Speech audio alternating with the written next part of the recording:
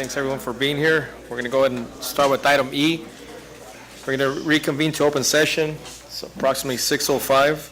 F of announcement of actions taken in closed session. This time none. Oh, correct. That's not correct. Yeah, there was one. There was one. In closed session tonight, there was a motion by trustee Romero, seconded by trustee Calderon Jr. Employee number 2047, a probationary certificate employee serving as a teacher, is released upon the close of this current school year and is not reelected for employment for the next succeeding school year. And the superintendent designee shall provide the employee with appropriate written notice. The vote was 5-0. Voting for were trustees Alvarado, Castillo, Calderon Jr., Calderon, and Romero. And the board will be returning to closed session for further actions. Thank you. G, comments from the public. We'll start off with David Guerrero.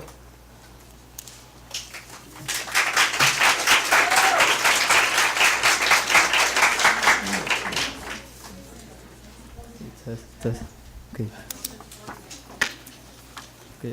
Good afternoon. My name is David Guerrero, and I'm a graduate from the class of 2018.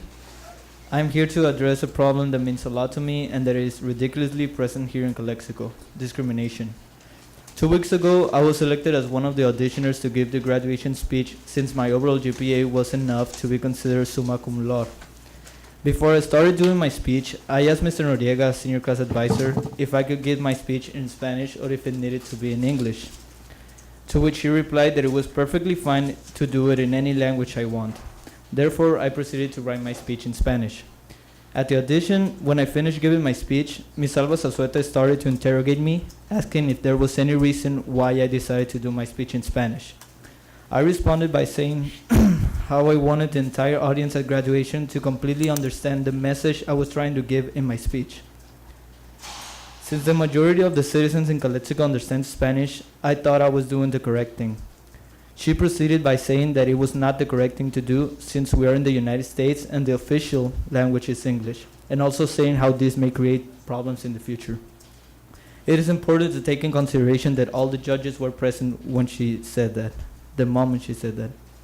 After hearing how doing my speech in Spanish may possibly create some concerns, I gave them the option of translating my entire speech in order to avoid this. After the auditions finished, they told us that the winners will be announced this past Monday in the Senior Awards Assembly.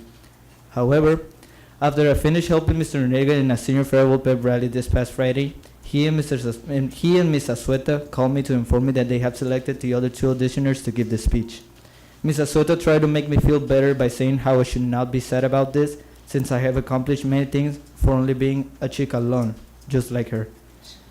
I knew what she was trying to do, but the fact that she called me chicalón was extremely unprofessional and disrespectful. Therefore, I proceeded to go to Ms. Azueta personally after school in regards to what happened, to talk about what happened. We had a long talk, but at one point, she told me that as soon as she heard me say my speech in Spanish, she stopped paying attention to me, since it was not correct to give a graduation speech in Spanish in the United States. I noticed that she had a copy of the auditioner speeches and mine was not there. I also noticed that there was a sticky note on top of this pile with the scores of each of the auditioner next to their name, and I noticed that she refused to score my speech because next to my name there was nothing. I am extremely disappointed by the humiliation that Ms. Azueta made me feel. God knows how many students have also suffered this, but have kept quiet because of the intimidation that they were submitted like me. I am here to ask you to urge to stop this discrimination in our Calexico. It will break my heart to see my little brother or any future bulldog to have to suffer this. Nobody should have ever go through this. Thank you.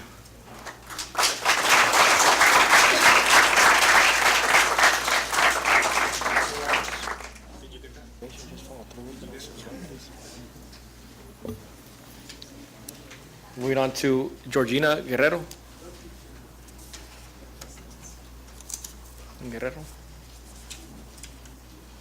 Buenas tardes, tengan ustedes. Yo soy Georgina Guerrero, mamá de David Guerrero. Soy mamá de David Guerrero. Vengo aquí a pedirle la ayuda a ustedes porque pues esto no está bien que haya pasado esto en la high school con mi hijo ni con cualquier otra persona. Yo fui primeramente con la Miss Williams a hablar sobre este problema que me comentó mi hijo, que llegó muy mal a la casa por esta discriminación que le hizo ella. Entonces le dije, esto no se puede quedar así, necesito yo arreglar este problema porque tengo un hijo que también va a pasar por esto y no quiero que él también sea discriminado como lo hicieron con él. Hablé con William, con la señora William, y ella me dijo que ella no estaba enterada, que todo lo había hecho Mirza Sueta, pero que ella iba a dar una investigación y que ella, antes de tomar una decisión, iba a hablar conmigo para decirme la solución. Ok, le dije yo, salí de ahí, pero ella nunca me llamó. Entonces yo primero vine también aquí porque tenía que hacer los pasos a seguir. No podía venirme de una para acá sin estar hablando con quien tenía que hablar primeramente. Hablé con William, no me solucionó nada, como diciéndome que el problema era que mi hijo quería decir el speech en la graduación. No se trataba tanto de eso, se trataba de cómo lo trató ella a mi hija. Entonces ya de ahí me vine yo para acá, hablé con la señora Eugenia, porque no estaba señor Carlos González ni nada, entonces el superintendente. Entonces, ok, me dijo, te voy a poner una cita, es que yo necesito hablar, le dije, con el señor Carlos, porque yo no me quiero pasar ningún de irme con William a venirme para acá. Yo necesitaba hablar a ver si alguno de ustedes me iban a dar una solución. Ninguno me dio, todos decíamos lo mismo, veníamos y hablamos primero con William, luego con la secretaria, la señora Eugenia, luego venimos y hablamos con Burgos, que Burgos me dijo que no estaban, que estaban muy ocupados. Le dije, es que yo necesito hablar. Yo para ese entonces, por medio de los padres y todo, le comenté al señor Ciro que necesitaba hablar yo con esas personas. Me dijo, si ve, tienes que hablar con el superintendente. Vine, pero no estaba, me atendió la señora Ramírez. Me dijo que ya estaban a tanto de todo, pero que como yo le empezamos a platicar, me dijo, necesito que hables con el señor Carlos. Ok, entonces le hablaron a él, le comenté a él, pero antes de estar con él, la señora Burgos me dijo que no estaban y que esto, me dijo, usted sabe que esto puede traer consecuencias y puede llegar a la mesa aquí, acá. Sí, le dije, yo sé, le dije, pero esto no se puede quedar así. Entonces me dijo eso. Entonces yo esperé a hablar con el señor superintendente y él me dijo que iba a hablar con William para ver qué le decía a él, que todo eso es una secuencia que tienen que seguir ellos. Hasta la fecha jamás he recibido yo ninguna respuesta, nada. Es por eso que vine aquí yo a defender los derechos de mi hijo, porque eso de llamarle chicalón y también discriminarlo diciéndole que no le puso atención en cuanto él llegó hablando en español, no me parece algo bien, pues. Ahora tengo un hijo que va a entrar y no quiero que pase por lo mismo. Es por eso que estoy aquí pidiéndoles ayuda a ustedes, que esto no llegue a pasarle a otras generaciones que van a seguir. Muchas gracias. Gracias.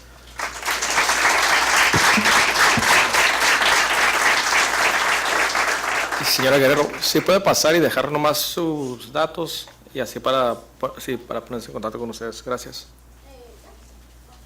Gloria Romo.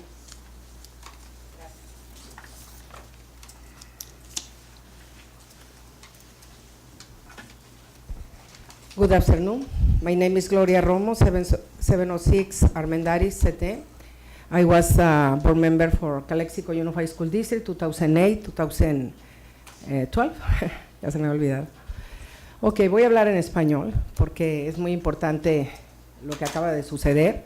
Los padres de familia, compañeros y amigos, bastantes alumnos aquí presentes por las redes sociales, en mi teléfono, me hicieron el favor de comunicarme lo que estaba pasando. Y pues me duele mucho, ¿verdad?, que no se esté llevando aquí el código de ética para poder nosotros darles esa educación que necesitamos darle a nuestros alumnos, donde no existe la discriminación, que es una bendición inclusive tener raíces latinas y mexicanas, que es una bendición también hablar los dos idiomas y hablarlos bien, por supuesto, ¿no? Estamos preparando gente importante aquí en Calexico con los dos idiomas y somos fuertes, y todos, no hay uno aquí que no sepa hablar español. Es raro el que me diga aquí que no sepa hablar español, y el que no sepa, pues me disculpas. Aquí lo más importante es que no es la primera vez que pasa, compañeros. tenemos que tener mucho cuidado en lo que está pasando. Cada que hay una graduación, hay problema con lo de los speakers, que si están en primer lugar, que si están en segundo, que si están en tercero, que si les van a hacer una entrevista o lo que sea. En este caso, David fue definitivamente discriminado por una administradora de aquí, de la Calexico. Párense los compañeros de David, todos son personas que están indignadas y yo creo que no solamente se va a poner la queja aquí.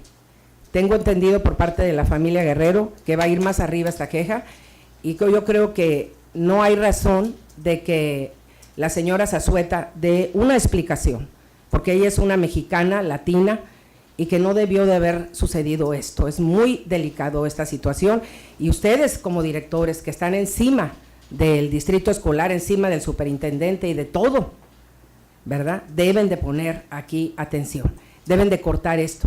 Tengo entendido también que en otras graduaciones ha pasado lo mismo. Y no solamente con lo del español, ustedes saben muy bien que yo recuerde en todas las graduaciones en las que yo participé, en 4 años seguidos, en todos se habló español e inglés, a todos los padres de familia. Más del 90% de esta comunidad, si no digo el 95%, hablamos español. Entonces, no somos Broley, no somos el Centro Imperial, somos Calexico.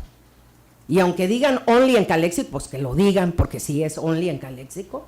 Only en Calexico tenemos al 90 y tantos % de raza latina, ni modo. O sea, eso no podemos negarlo.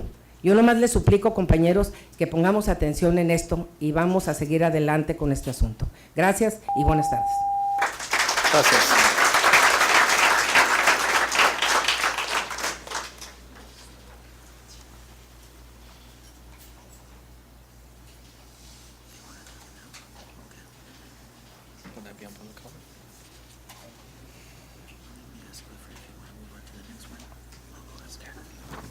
Norma, do you want to wait till the agenda comes up? Till that? Two things, so can I do now? You want to do it right now? Yeah. Okay. And then, Mr. Roman, first name again, Mr. Roman? Gerardo Roman. good afternoon, board members.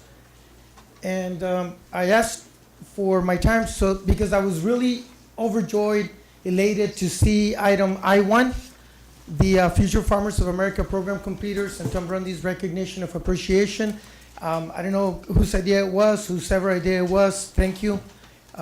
Often we're so busy with everything that we do and closing up the year and our own FFA awards banquet, et cetera, that we don't get an opportunity to get on the agenda. And I think it is very important to recognize the students and to recognize the great benefactor and all the things that over the many, many years Mr. Tom Grundy and his business has done for our FFA program. So kudos and great job. And M12, the Memorandum of Understanding between IV, ROP, and Calexico Unified School District for Core Career Technical Educational CTE Support Services. I'm a CTE teacher. I talked to a lady from ROP a couple of times during the year. I saw another lady twice during the year. If what I saw in the MOU, we need to make sure that we're getting our money's worth. When I looked and collected that item on the computer and looked at all the thousands of dollars for the amount that we're getting, we need to do what's best for our students.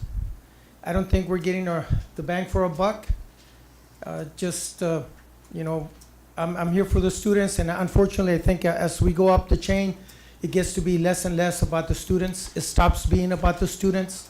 So hopefully, as we move on to the 18-19 school year, working with ROP, we could see it to where the program truly does something for the students. Not for me as a teacher. I got to do my job. I would appreciate any support, any activities, anything that they could do for the students in the program. But frankly, over the years, and I've been only as a CTE instructor a couple of years, we're not getting our money's worth. And that's all I can tell you. Thank you. Thank you. Fabiola Davila? Fabiola Davila?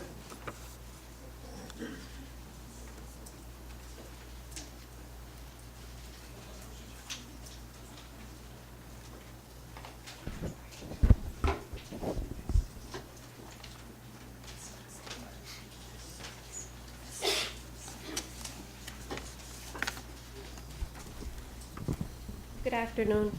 My name is Fabiola Davila, and I am here tonight to be honest and very direct about a sexual harassment case I officially filed on October of 2017. It is with great concern that I inform you that there is a sexual predator working amongst your daughters, your sisters, your coworkers, and your wives within the Calexico Unified School District. A sexual predator, by definition, is a person obtaining or trying to obtain sexual contact with another person in a predatory or abusive manner. I was unlucky to be in the eye of this predator. The first time it occurred, I thought to myself, it didn't happen. It's just me. I'm dumb. I'm stupid. It was just me. I tried to avoid it. I tried to think that it actually did happen. The second time it occurred, there was no mistaking it. There was no room for mistake. There was no room for my own judgment to say it was my fault, it was my imagination. There was no room for that. It was intentional grabbing.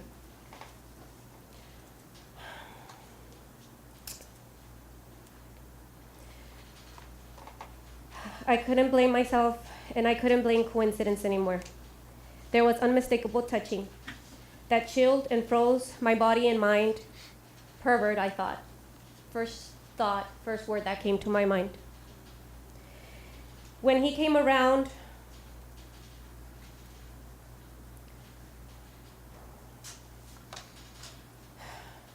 the first time, I avoided thinking about anything, and I thought it was my fault.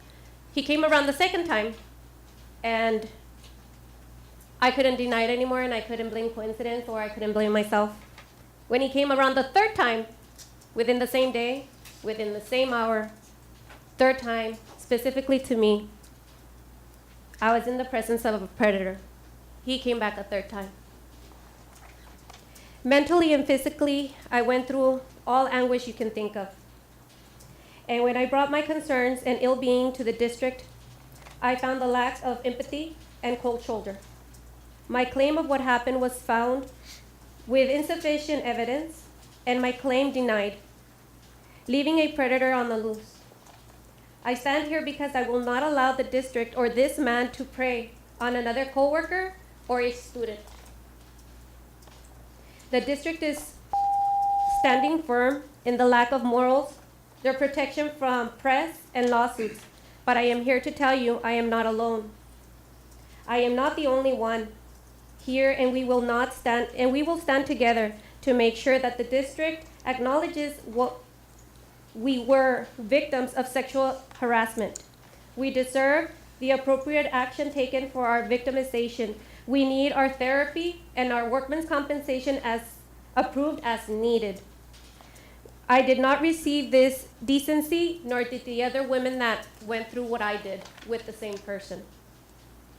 We all go through bad and horrible experiences in life, and this was mine. And I will choose to use this experience to aid and assist to not allow this ever happening again to any coworker, any female, any male, any student.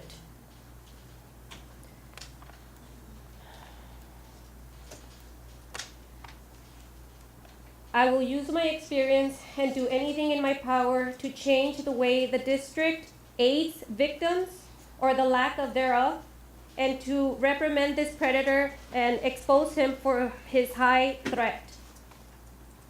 I will not allow what happened to me happen to another person. It shouldn't have happened to me. I was the fourth official victim. I, unlike the district, will do anything in my power to avoid the fifth victim. Let's not allow that. Thank you. Norma Galindo, do you want to do it right now, or do you want to wait till? Okay, perfect.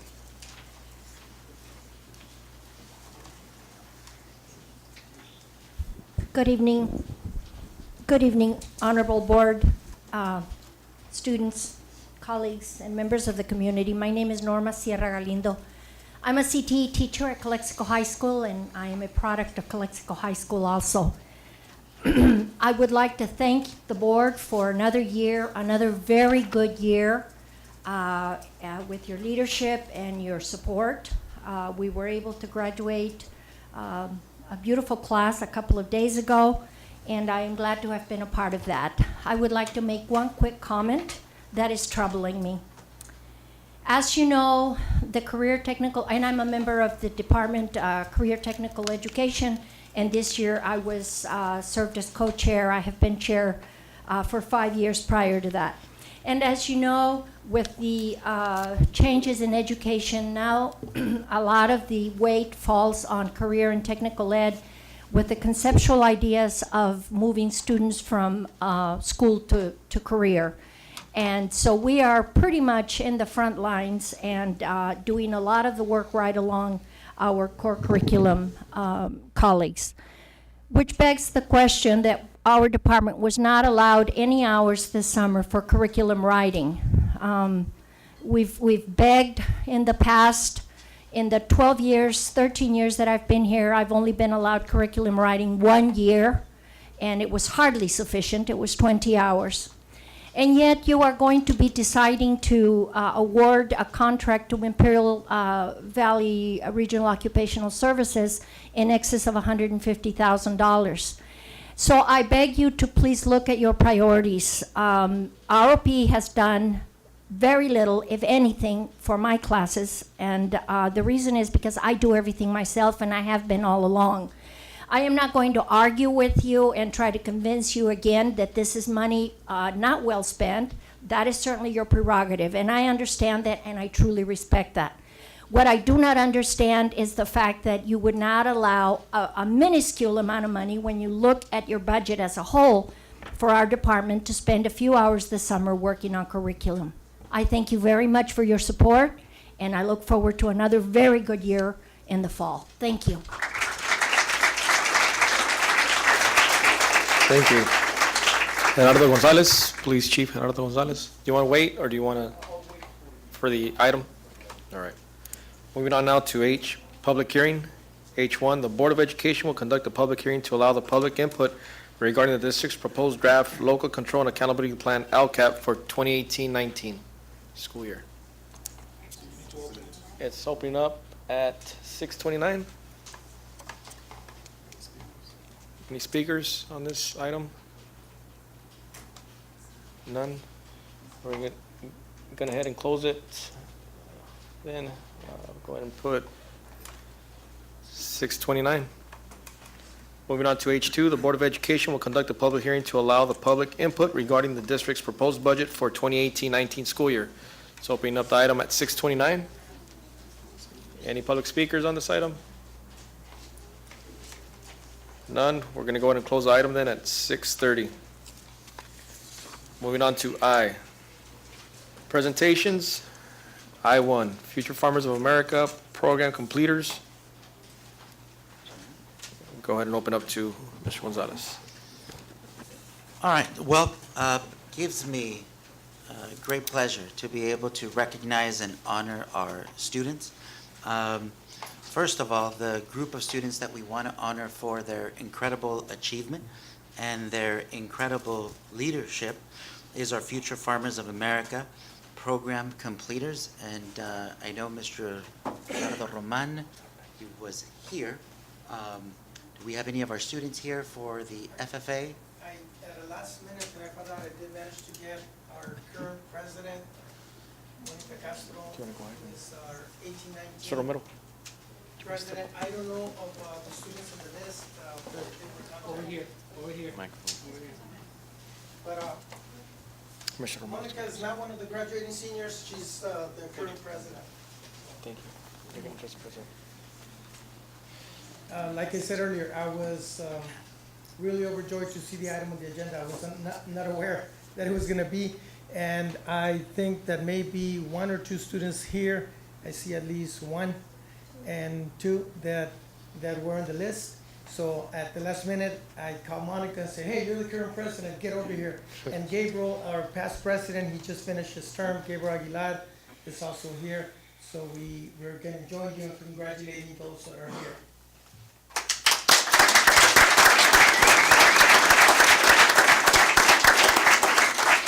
You guys have the list? Ms. Severson is out of town, and I don't have the list. So, the graduating students, would you come up here? Who else is here? You're here. Who else is here? If the students from the FFA can come Please up, come please. up forward, please, up front. In the middle. They're gonna give you a present, so you need to come to the middle. I was on the list, I'm just presenting for them. Okay, go ahead. So Jessie Hernandez was a part of the list of the FFA program completers, and we'd like to extend our congratulations on the fact that she was able to complete a certain amount of hours.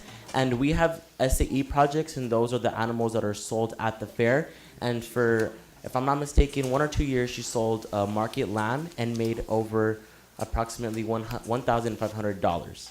So we like to congratulate them on their hard work, dedication, and not only working with the animals, but leading with the CTE pathway and being public speaking and developing those leadership qualities. And we do like to also congratulate Monica Castro on receiving her term as president.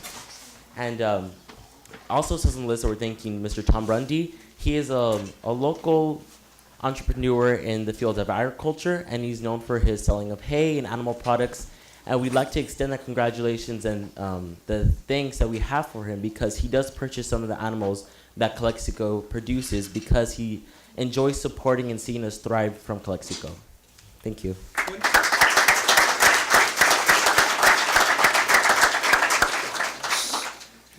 Mr. Grundy, would you please come up? As Gabriel stated, Mr. Grundy has been a benefactor over the years. He has done a great job being one of the main buyers of our fair projects from our Calexico FFA students, and we hope that by him being here today, he sets the example so that we could get other local business to support our students at the fair. And I'll be back next year reminding all of you of the fair dates and times, and hopefully we can see some of you there.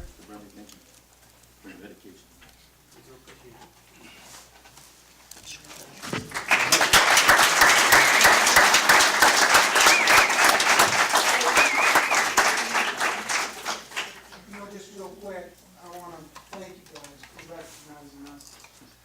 I'm a graduate from Calexico High School. Richard and I graduated at the same time a few years back. And my mother lives right down the street still in the house where I grew up and is still part of this community. She's 98 years old. I'm one of 8, and we all are graduates from Calexico, except my sister. She's a graduate from Calexico, but from Benson. So, and we want to give back to the community, and we enjoy working with the kids in the FFA in any way that we can to support them in their efforts. They have an excellent program. We deal with the other schools also. And I see the different, the board, don't let this slip away from you. You guys have really, your leaders, your teachers are some of the best. The program is pretty well structured. As to other schools, Central does not have a program. Central, Union High School, if you want to be in the FFA, you've got to go to Southwest. That's correct. Yeah. And so we're an ag community, and that's part of where we're at. And I just don't want the board to lose the perspective of what that is. Mrs. Galindo's here. She's an IID director, and what ag has to do for us. And there's a lot of future, and a lot of these kids are moving on. And that's why I'm here. I've been supporting this program for at least 20 years, and maybe more. And so we're at the fair every year, and we support Calexico. And we're in the back trying to hold up so that these kids have something to take home, and that their projects are good for them. And it's a good learning experience and a good responsibility. So again, thank you guys, I appreciate it very much.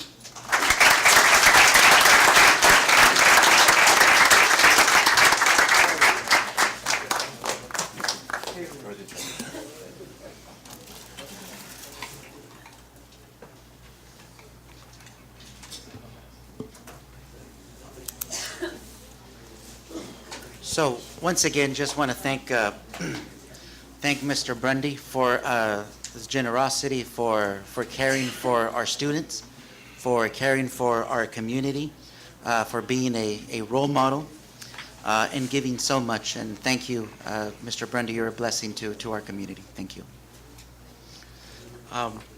So, moving on, we now have our Calexico High School robotics team that we want to present.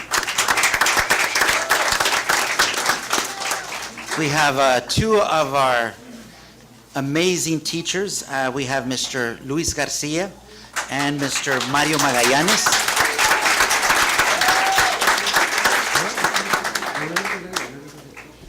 Oh, first we're gonna present ourselves individually. And the students are going to go ahead and give a presentation. Go ahead. Yeah. Well, first of all, thank you guys for having us here. And I'm Luis Fletes. I'm gonna be attending UC Santa Barbara this fall for electrical engineering. And for this club, I was the treasurer and electrical lead. And I just want to thank you guys for your support, financially, and I guess, just making us go to this competition, this part of my life, or passage, I guess. It was a very fun one and very difficult. I'm glad I was able to learn from it because it teaches you about the real world. Not everything's gonna work out. You're gonna have to work with other people, collaborate, find your own ways of making that robot work. And I was glad that we had an amazing board and a nice amount of students to help us fix that robot. And I just want to thank you guys, and also thank Mr. Magallanes and Mr. Garcia for being great advisors. Without their support, this would have happened.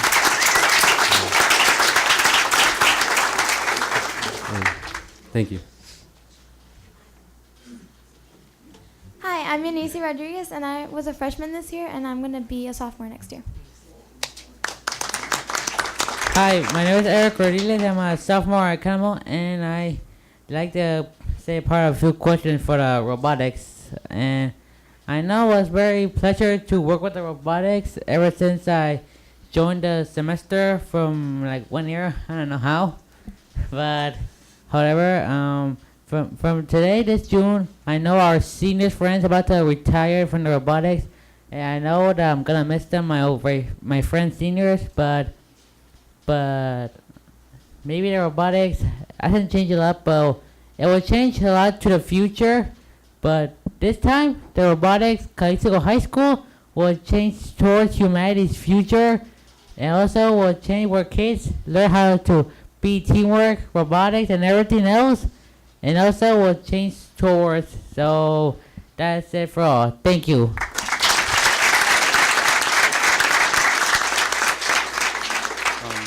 Hi, I'm Andres Cervantes. First of all, thank you guys for, supporting this club. It's very, very, truly an extraordinary club.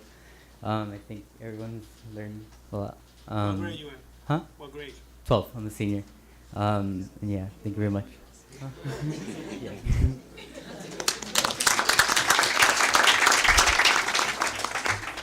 Hi, my name is Cristian Castillo. I'm a junior, going to be a senior.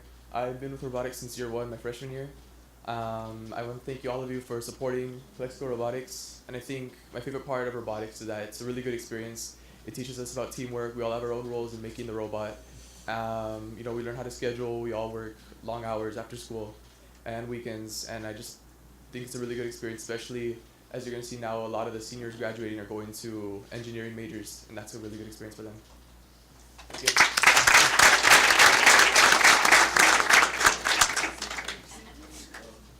I'm Leonardo Gonzalez. I was part of the mechanical team. We built pretty much all the structure of the robot. It was a great experience. We learned a lot.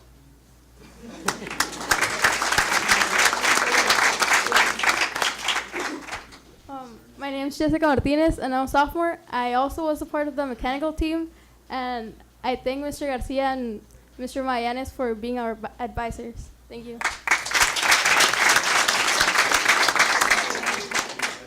Hi, my name is Samantha Gonzalez. I'm a freshman going to be a sophomore, and I'm very thankful for being here today.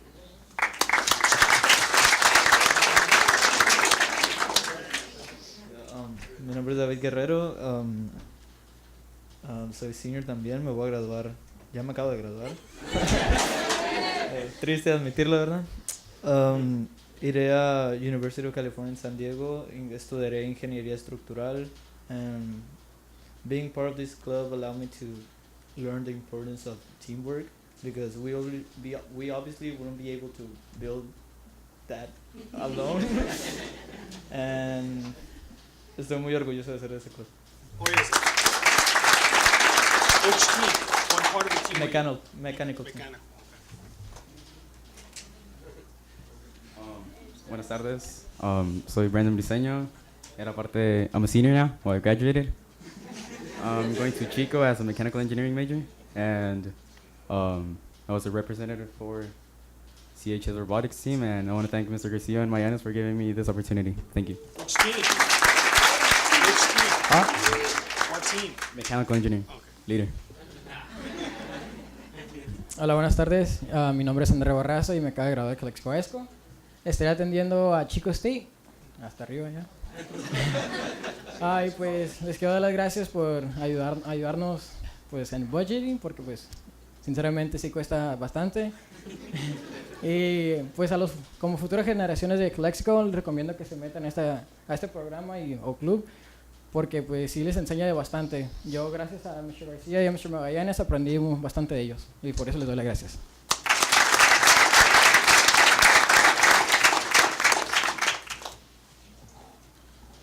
Todos tienen que decir su nombre, todos. Allá faltó uno allá. ¿No? ¿No quiere? Yeah, sure.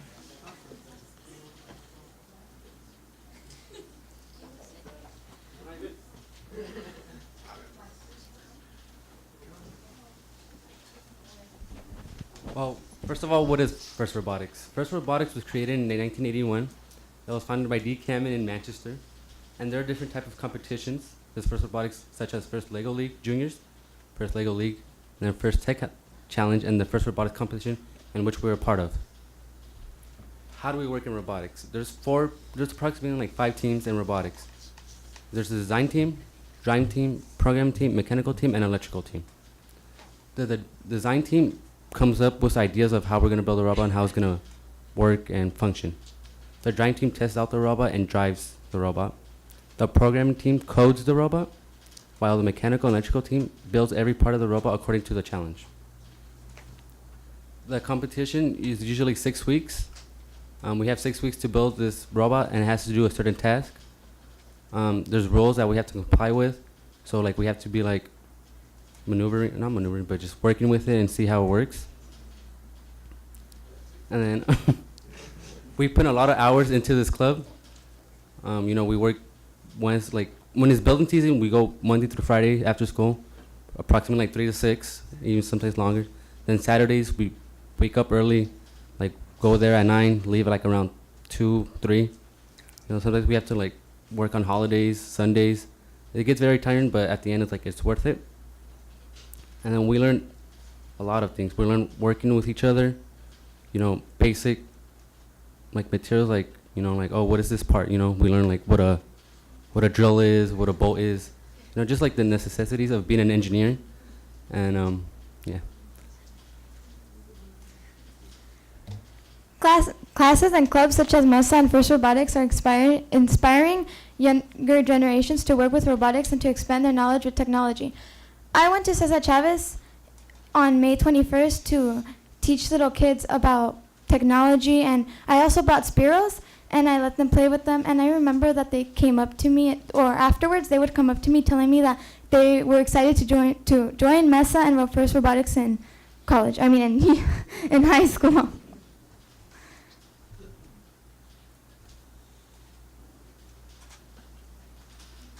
As you can see in the projector, there's some of our last year's alumni. Yeah, they're like some are going to UCSD, some are at UCSD, UCI, Chico, UC, and so forth. So like for example, here's one of our. My name is Rambale. I go to CSU Chico, majoring in mechanical engineering and transfer to major in electronics.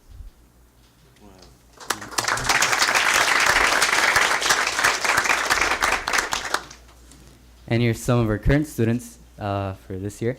For example, David, Andre, Brandon, Lise, me, and that's about it. And we'd like to give a million thanks to all the board. Can't really see the names from here, but basically every single one of you for your support and aid and really every single thing. Thank you for your attention. So, any questions? Any questions? Any questions? I just want to thank you guys. You did a wonderful job, and you represent Calexico so well, and you make us proud. You really do. Thank you. Thank you very much. And all I want to say is, I want to give you guys a thanks for representing Calexico out there. Last year was the first year. Mr. Magallanes and Mr. Garcia, thank you guys for what you guys do for students. If you could see, this is the way of the future, and this is where everything's heading to. So I wish you guys luck in your endeavors and the future. Thank you, guys.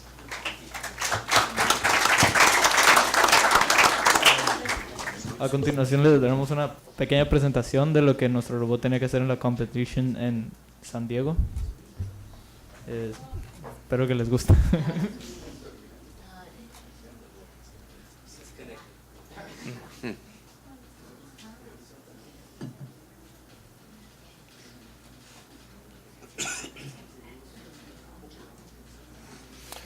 ¿Quién va a regresar el año que entra? ¿Quién? A ver, levante la mano. ¿Quién va a regresar? ¿Todos? Okay.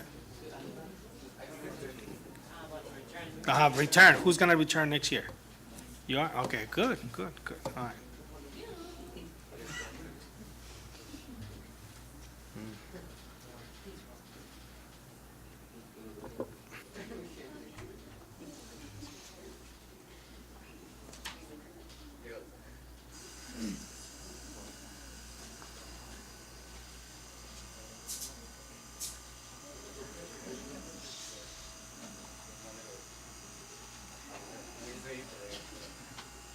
So you build every single piece. Yeah. Every single piece. Yeah.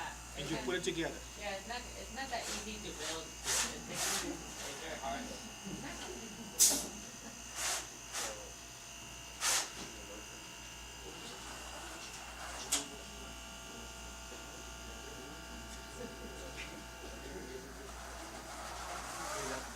This game we just had to basically push the piece cube into the switch.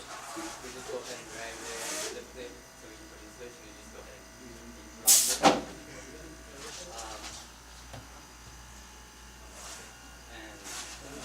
it. So in this year's competition, we had to pretty much pick up the box using a lift system. In this case, we used like this claw design, and we had to drop it off on a switch or on a lever, or on a scale, I mean. So if we drop it on the switch, like we'll be getting points, cause like the switch is on our side. But if we put it on the lever, which was like 4 feet high, we'll get more points, obviously, cause like a greater challenge. And at the end, we had to climb this bar and like pick the robot by itself, but we were not able to do that just cause like of time and the weight of the robot. But we're able to do the switch and the scale.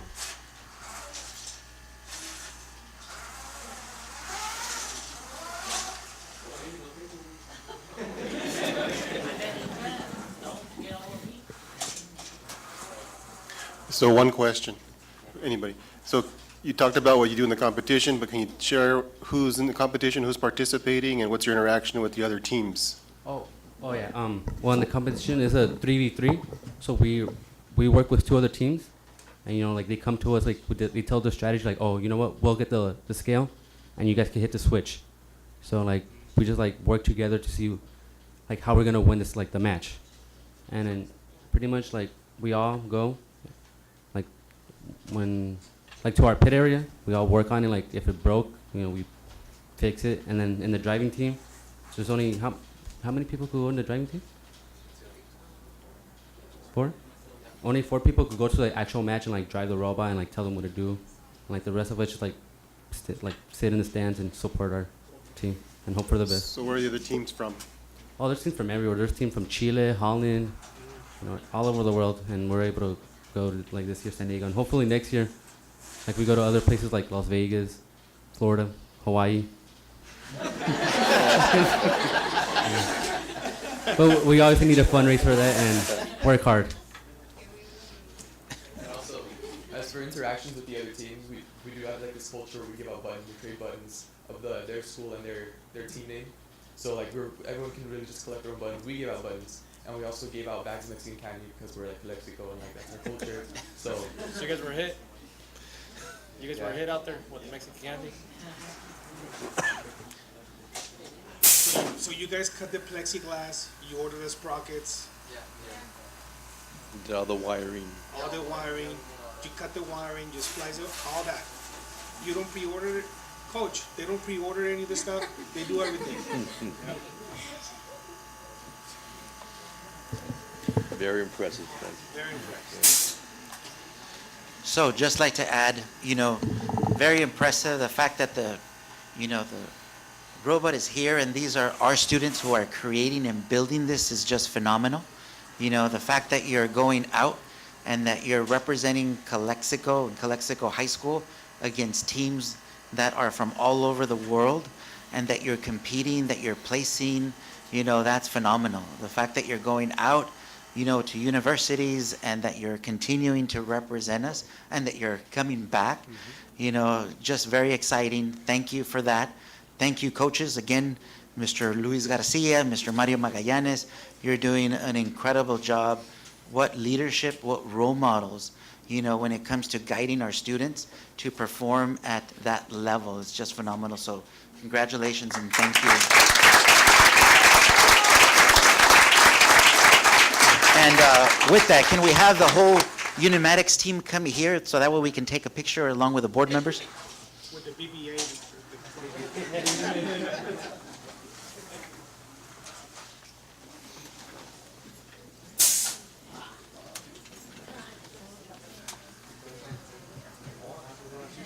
We don't fit.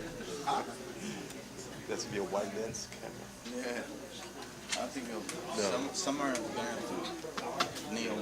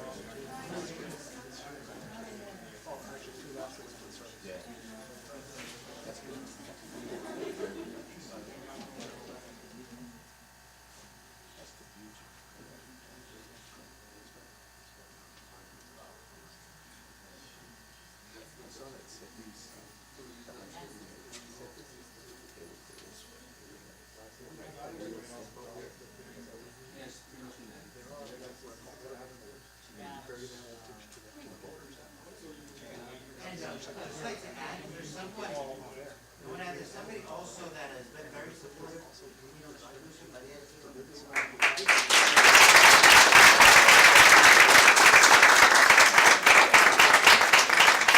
Congratulations, thank you very much. Great job, guys.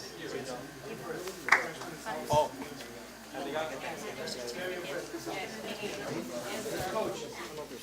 Carry their tools. Oh, yeah.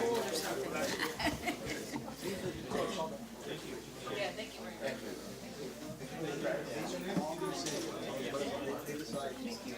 Yes,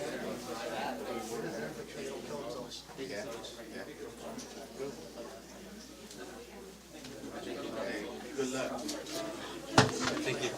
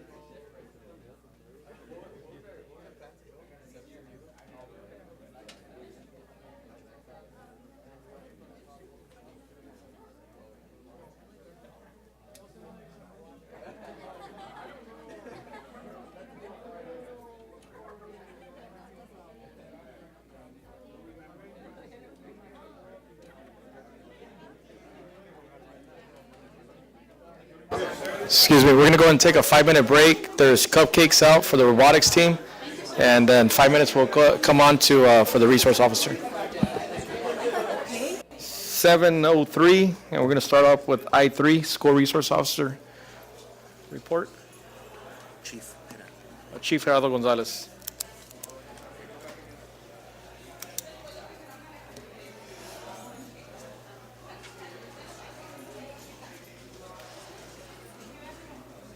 Thank you.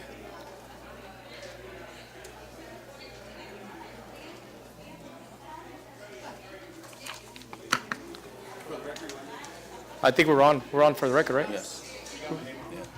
I said Chief Gerardo Gonzalez. I mean, what did I say wrong? Gerardo Gonzalez. Gonzalo, Gerardo Gonzalo. Yes. Sorry about that. Trustee Calderon, I think, got stuck with a robot. It's okay. Well, good evening, ladies and gentlemen. I was asked to come in and give a quick presentation on the school resource officer. I too am a Calexico graduate. Everybody is our claim of fame, right? Once a Bulldog, always a Bulldog.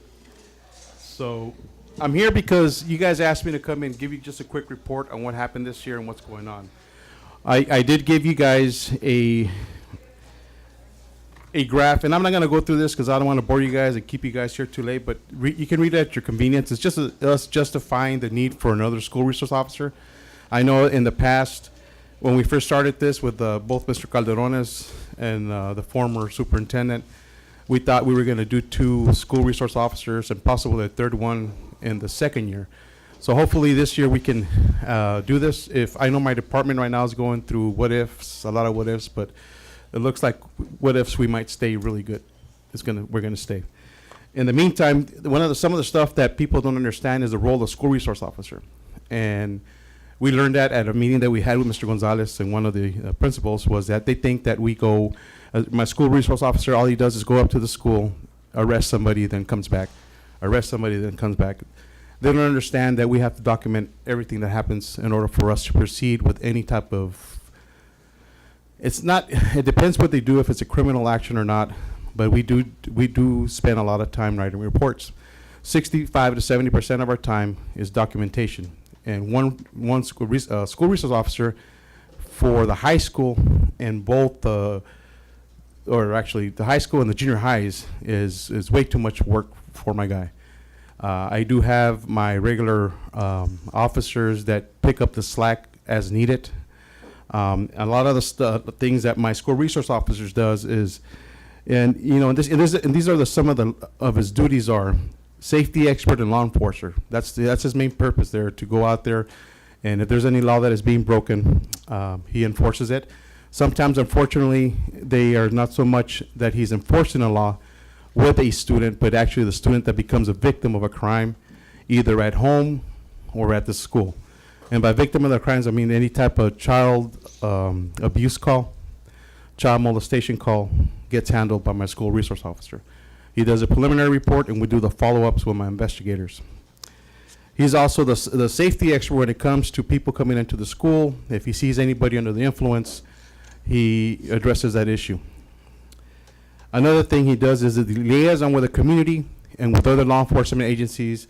And when you guys have your drug sniffing dogs come by, he's your liaison with us, with probation, who works well with them. And so it takes a special person to do that, somebody that knows the job.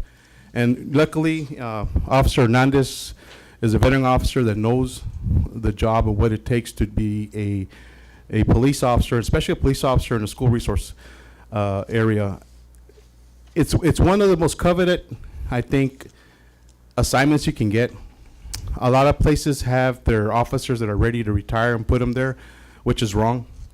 We gave the school district the opportunity to interview, and you guys chose your officer. I did not appoint him, and I do that with everybody that gets on a task force. I have you guys go and interview him, and that's who you choose, that's who you get. And if you have any problems with him, and we'll take him back, but I mean, I don't want you guys to tell me that this is who you sent us. Another thing that he does is he's an educator, in a way. And one thing that Mr. Officer Hernandez has done is he has helped Mr. Davis in his law enforcement class by helping him do a lot of the physical handcuffing techniques. He's also taught classes with him. So that's part of the components that he does. He does an alcohol, drug awareness, a lot of one-on-one interactions with other students and teachers. So it's very effective to have a school resource officer here at the high school. And I'm saying here, I say because you guys are in the same area. I would like to see one assigned there all the time and not be taken out to other schools. You guys don't understand the impact that would have for you guys or for the school district and ourselves to have one, just his designation to be here. He would have his own workstation, which he does, and we'll talk about the logistics of that later on after the meeting. But one of the few things that he did have since he started, and what he did is he has answered over 518 calls for service here at the school. And that's a high school, and mainly what it really takes a lot of is, that I've seen in the reports, is he spends a lot of time at the 9th grade academy. I mean, that's where he has spent a lot of time-consuming calls. Because I mean, I think it's when they come of age at that age, they're a little bit more rebellious, more family problems, more problems are going on. So he handles a lot of those calls. I mean, over 518 calls is a lot of calls. Mr. Alvarado, you're in law enforcement, and you know that if you roll to 518 calls between September 10th till the last day of school, that's a lot of calls. And that's just the calls that he handled, because I ran his activity on our Spillman CAD just for him. I didn't include all the schools, and because then you get into the other officers responding to the calls. So if you have any questions, I mean, I would like to end it now because I don't want to sit here. As you can see, the calls for service in our diagrams, the red is when we had no school resource officer, the blue is when we do have one. Gives you the percentage of time that our officers spend on the schools, and that's from January 1st to December 31st of last year. We didn't go school year. The next one I do is going to be school year, a presentation. If you guys need one, we'll go for school year on that one.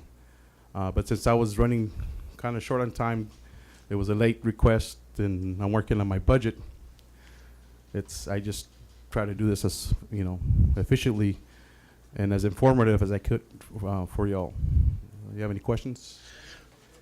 I want to thank you for your excellent presentation, and I think we should consider, if possible, down the line of hiring one for the 9th grade academy and the elementary schools, and keep the high school to itself, or vice versa. Yeah, and the need is this, because if we had one at the high school, it does a lot of prevention. I mean, just having a car parked there, we did have some threats these past years, and we were able to mitigate them, where I think we did a lot better. And the outcomes was always great because nobody got hurt. But there was a threat that was a really good threat. And I explained to Mr. Calderon the other day that had these people had the ammunition, they would have carried it out. What happened is they had relics. They worked, but just the person did not have the right ammunition. Had it been a 9mm, a 40 caliber, 45, 357 gun, they would have carried out that threat. And so we escaped that one. I was going to say we dodged a bullet, but yeah, that one was bad. And when we looked into it and we saw the history behind it, and it fits the profile of somebody that was going to do it. And so, I mean, unfortunately, our children nowadays in society can't deal with the pressures of growing up like the way we did, and they'll take it to the next level. So we need to be vigilant. I'm glad that you guys have a lot of proctors. Every time I come into the school site, you have people out there, and they're checking people as they come in. Congratulations on that. I think that you guys shouldn't deviate from doing that. If there's any improvements that can be done, it can be done, but you're dealing with what you have. I mean, you don't have a truly, truly close campus because, I mean, you need to set up new gates, new fences, more security out there, better parking, cafeteria. You know, we all know the reason why. But other schools that do have close campuses, they even have violence. But it's your staff that needs to be vigilant, which they are. It starts with administrators all the way down. And that's something that, you know, I want to touch up on this next coming school year is I'll have Mr. Hernandez go out there and explain to the teachers how they're first responders. Believe it or not, if you're any teachers here, administrators, you are first responders by law. And if something were to happen, unfortunately, you can't just leave. You're not supposed to. You can, but you're not supposed to. And that's in any disaster. It doesn't have to be a school shooting. It can be an earthquake, a fire or something. You can't just, you know, leave your students behind. So we'll touch up on some of those presentations when school starts again in August. Whatever help you guys need, whatever help I can help, I mean, whatever I can help you with, ask. I mean, if I can do it, I'll make it happen. If I can't, I'll tell you right away. I won't waste your time. So thank you very much, Mr. Romero. I really appreciate this 10 minutes that I took from your time, and I'll stick around because there's an item there that I want to back you guys up. Thank you. Thank you, Chief Gerardo. Thank you. Sorry to butcher your first name there. I was going to say Chalo, but, you know. I didn't say Mercado.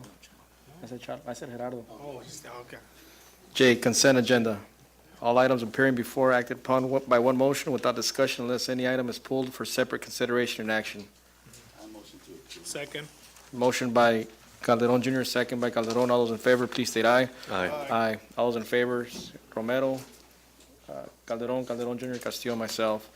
Item K, information items. K1, superintendent report. All right, so first of all, I think just kudos to our robotics team that just presented. I think they were just absolutely amazing. You know, our ag, you know, students, what leadership, and absolutely Mr. Brundy, you know, when it comes to giving so much and back to the community, you know, he, like I said, is a blessing. It's phenomenal. Well, congratulations, you know, to our class of 2018. It was a spectacular graduation on Tuesday. The weather was actually very nice. There was a lot of excitement, a lot of energy, and you know, the fireworks were spectacular like always.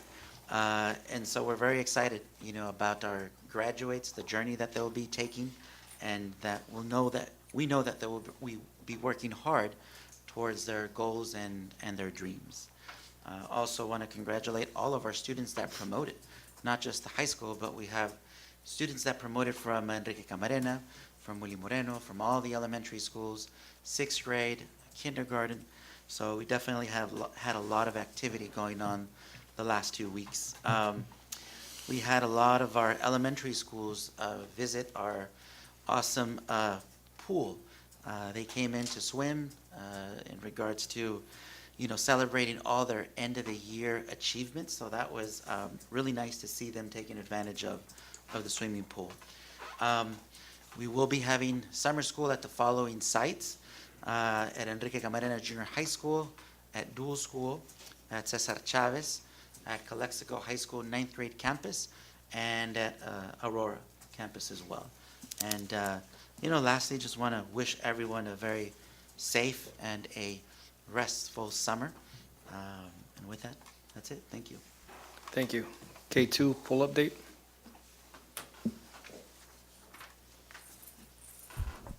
Good evening, board members. Well, I have very good news.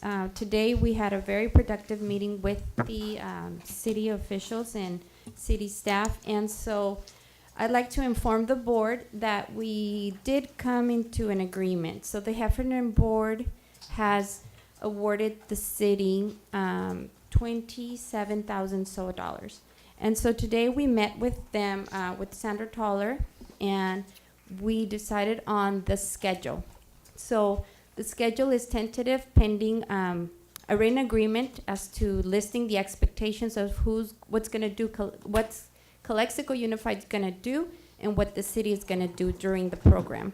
And so we decided that that we will go ahead and provide access to the pool. We would hire the lifeguards, we will take care of the maintenance, and we'll also collect the entrance fees. And the city will be in charge of registration, advertising for the classes, and then hiring the instructors for the program. Mhm.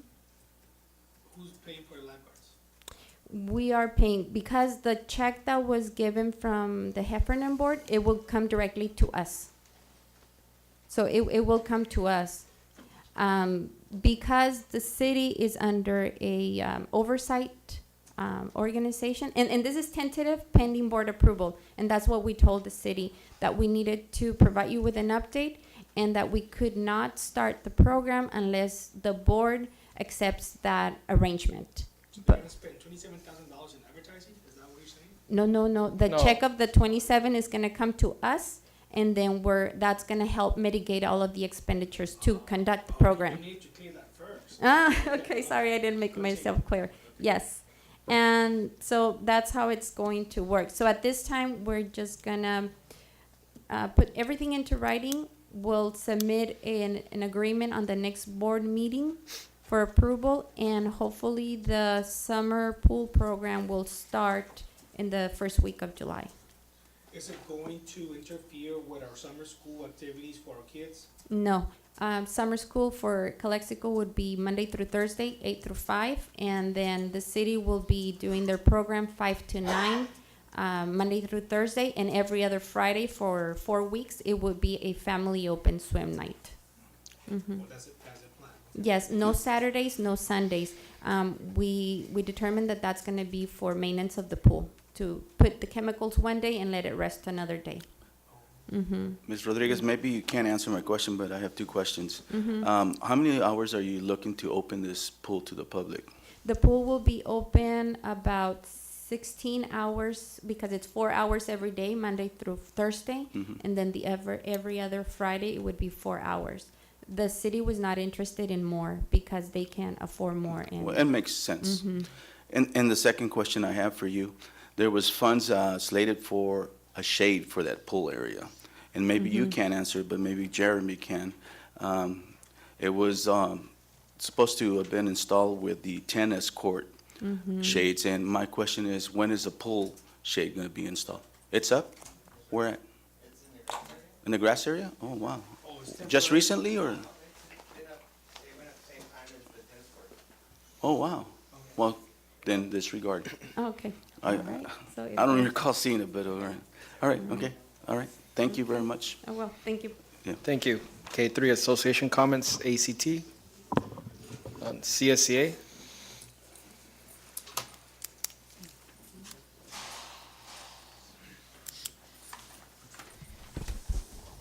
Good evening, board members. I'm Juan Flores, Labor Relations Representative for CSCA. Michael's out on vacation right now, so I'll be taking care of Calexico as soon as we settle negotiations, move forward. So we find ourselves once again attempting to finalize negotiations with the district, and evidently the Board of Calexico Unified School District, considering that the PERB has denied the district's petition for impasse. And so we just want to come here in good faith and say that we're ready to pick up the pace where we were at before, and we're ready to come to an agreement that isn't too difficult to settle. There's just a few items that are there that we need to just fork over and just move on to an agreement. But also, it's an agreement that's not asking too much for our classified employees. It's just asking from the district to be fair to our classified employees, because it's just a few things and we're there. So there are just a few items that need to be addressed, but we CSC are ready to come to an agreement that is fair to classified, supported to classified, and most importantly, respectful to classified. And so I asked of the board to give clear direction to the district negotiation team, so we can meet next Wednesday at 8 o'clock and hopefully have a good bargaining session to bring negotiations to a close, and we can just move on to the business of providing services to students at Calexico Unified. Thank you very much. Have a good night. Oh, yes. Mr. Weiler, stop me. You need to stop me, okay?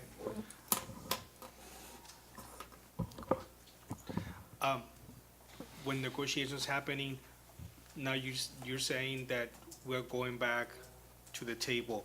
Yes. Who needs to propose the next step? Is it you that need to propose to us, or do we need to send you something to you? Well, last I remember, it was the district who placed the last LBFO, Okay. and so that went on to the petition, and that was denied. So I think Michael had already tried to communicate with Okay. the bargaining team about the pending items that we want to move forward on, right? And so I wasn't part of those conversations. I was here in the Valley. Obviously, that's where I'm at, and Michael was in San Diego when he spoke. But I haven't been able to follow up with him because he left subsequently for vacation. But I think it's both, just trying to come together to see what we need to work on. That's all I have. That's all I have. If I may provide a clarification, there's nothing within the law that requires one party, then the next party, then the next party, back and forth. Okay. It's negotiations, and whoever has a proposal can make the proposal. So either or can make a first proposal.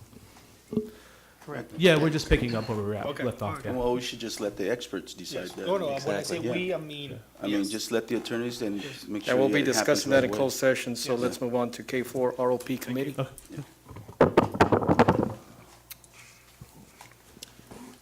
ROP Committee,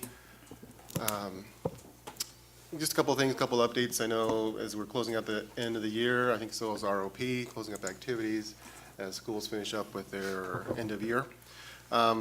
Just thinking about ROP, some of the, I think from what I'm seeing, the district and ROP have been working together. And I think activity's been happening and improving. Within the district, we have plans, whether, in our vision, mission, and our LCAP have plans that include CTE work, activities.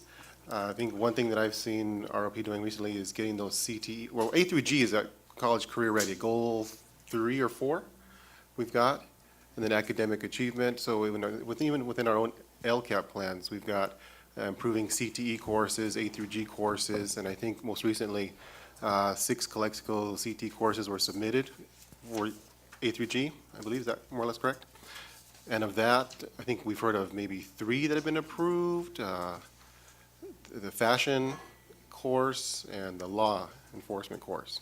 So there's some progress and movement there. So that's kind of good to see. Again, as we're talking about opportunities for our kids beyond school, whether it be college or careers, there's opportunities happening there. And I think our support and our programs are moving that direction.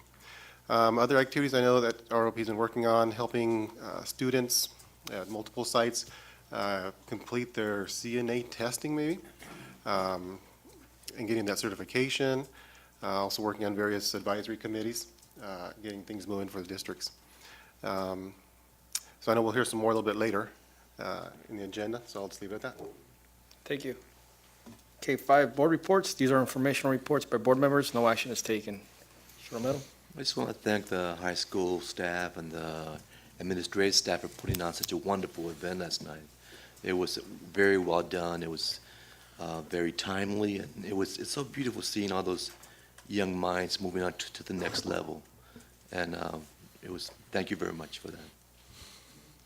Thank you. Mr. Calderon? I'll be brief. Congratulations to everybody, to all the Calexico High School graduates. Great event. Carlos and company, great event. I'm extremely impressed with the robotics team. This is one of the reasons why the 5 of us are here, to see students doing what they're supposed to be doing, which is grow in all areas. I went to a lot of the promotion ceremonies. We don't call them graduation ceremonies because only the high school has a graduation, but all the promotion ceremonies. And congratulations to all the principals. I wish more principals were here tonight. I see none, but I wish all the promotion ceremonies that I went, they went really well. I would like to personally congratulate Mr. Calderon Jr. for this year's AR incentives program. Again, it went without a glitch. All the students were very surprised and very taken by the fact that they know that if they put the effort, then they will be rewarded. So, Mr. Calderon, thank you for doing that for our kids, and hopefully we can continue working on that for next school year. So, it was a good year. So hopefully I'm looking forward to starting the next school year in the same way. Thank Thank you. Thank you, Mr. Calderon. Calderon Jr.? Thank you for your kind words, Mr. Calderon. Good evening, everyone. I'll be short. Congratulations to class of 2018. I wish you the best in your future endeavors. Like Mr. Romero was saying, it was a beautiful ceremony last night, short, to the point, and we got our students on their way. So good luck. And again, thank you to all the teachers, the administrators that gave us a good year. Thank you. Thank you, Mr. Calderon Jr. Mr. Castillo? I think just, again, good evening. Go ahead. Oh, sorry about that. I forgot. One more. And our classified. Thank you. All right. Thank you. All right, thank you. Again, good evening, everyone. Again, like we're hearing already, a very busy time of the year, very exciting time for our schools, our staff, and of course, our students and parents. So again, congratulations. A number of activities, be it promotions, graduations, banquets, too many to name. And we've attended several, supporting our programs, our schools. And again, just too many to name, but again, I think we are, as a board, very proud of the accomplishments and what's happening here in the district. On another note, Calexico Education Foundation, just a quick update on that. Recently, they did review I think over 70 applicants for the scholarships, and students from Calexico and alumni as well that are continuing education were selected.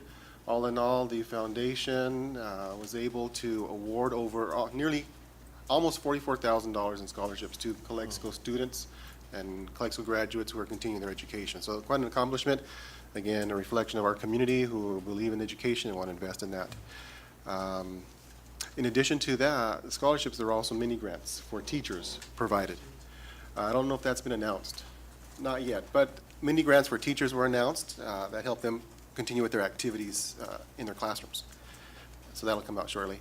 I wanted to share also, I know Mr. Gonzalez had shared with us and invited the board not too long ago was the Celebration of Education, the public event at Southwest. So I had a couple programs. I'll pass them around just so you get an idea of the event. But within it, ironically, is also on page 6, each district's able to showcase a program. In our case, happens to be the robotics that we saw tonight. Talking about their team that Mr. Garcia, Mr. Magallanes put together. So sharing that. And then also in here, as I was flipping through it, I noticed a young lady in one of the pictures. Her name was Zaida. And she sang the Star Spangled Banner for us on Tuesday, if you recall. So she's also pictured in here. So I brought a couple of these just to share, just so you can kind of take a look at and glance. So I'll just pass them down. And then I think I do have one request maybe for the next agenda, just to, if we can get some attendance information. As we're finishing attendance, just so we can look at that. The last thing I'll just share quickly, as we're finishing up this year and now looking at next year, we've got the summer to plan and get ready for, but I do want to ask that as a board, we begin looking at revisiting our focus on technology or educational technology, our direction. A lot of us have used technology, we dabble in it, and we've got good focus there. But I just want to say, I know this board has been very in agreement, very supportive, and also understands, I think, the need for appropriate use of these tools in the classroom. We've all had comments we've shared before that have been very positive, again, what we can use, or technology we can use in our classroom for both teaching and learning. I think, wouldn't you agree? Yeah. I know in this district we made big investments, be it with E-rate, probably, I don't know how many hundreds of thousands of dollars. With E-rate, with our LCAP, our technology plans, we've done a lot. And our professional development as well, because that's also included in the LCAP. Goal, I don't know, 1 and 2, student achievement, but also technologies in there. So we've got quite an investment there. And we're seeing, I think, the results of our investments. What we saw tonight, what we see in the classrooms and the schools as we visit, certainly the robotics, but there's also students who are using Google Classroom. They mentioned, which did they mention? Adrenos, different tools there. I know when I see kids at home, they're on Edmodo, they're on School City as well.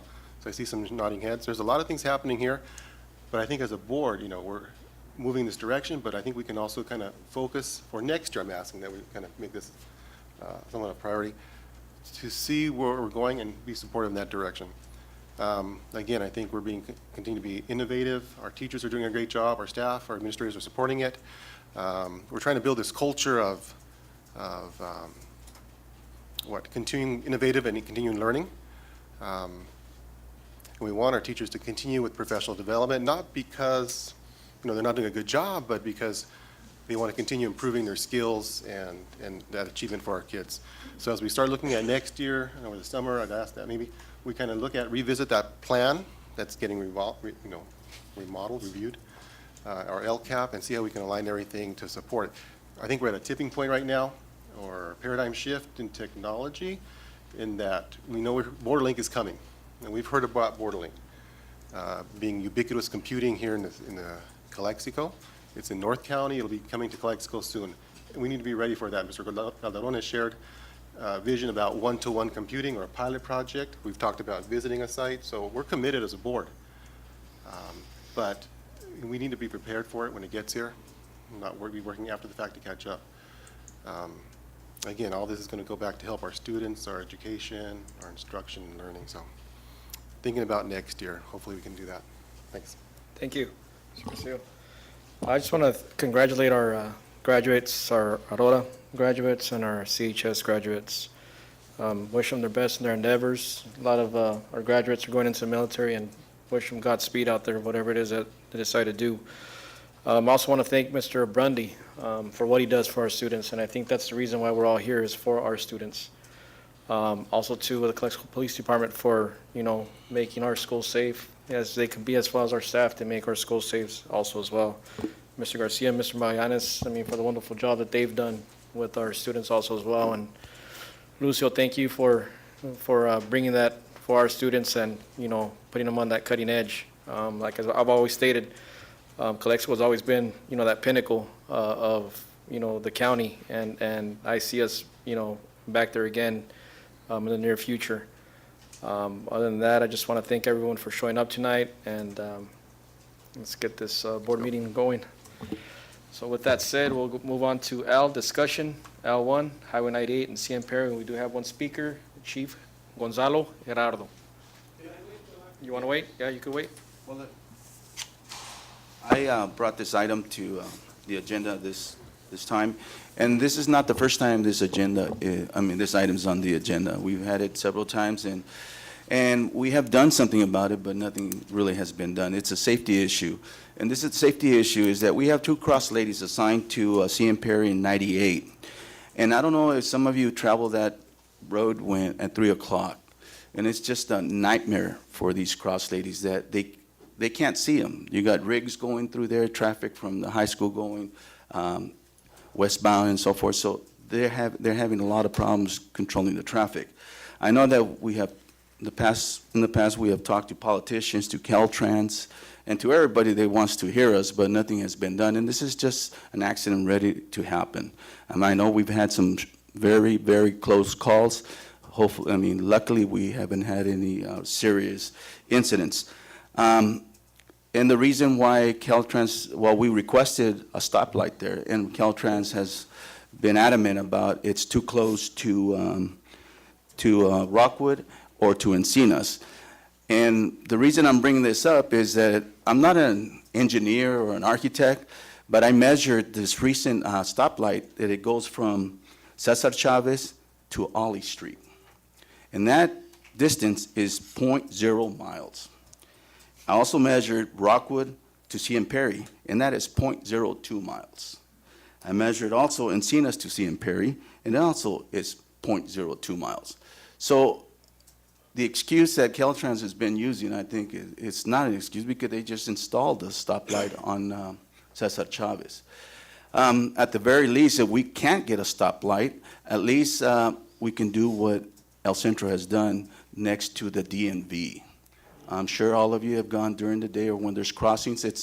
There's one on DNV and there's one at the El Centro High School, where they have these flashers that are pretty high, and they start flashing as soon as a student or a cross lady is crossing the road. So I'd like to entertain that, because it's going to happen. It's just a matter of time, where these ladies are having a difficult time controlling the traffic. And I did talk to the chief, and he'll give you his concerns also.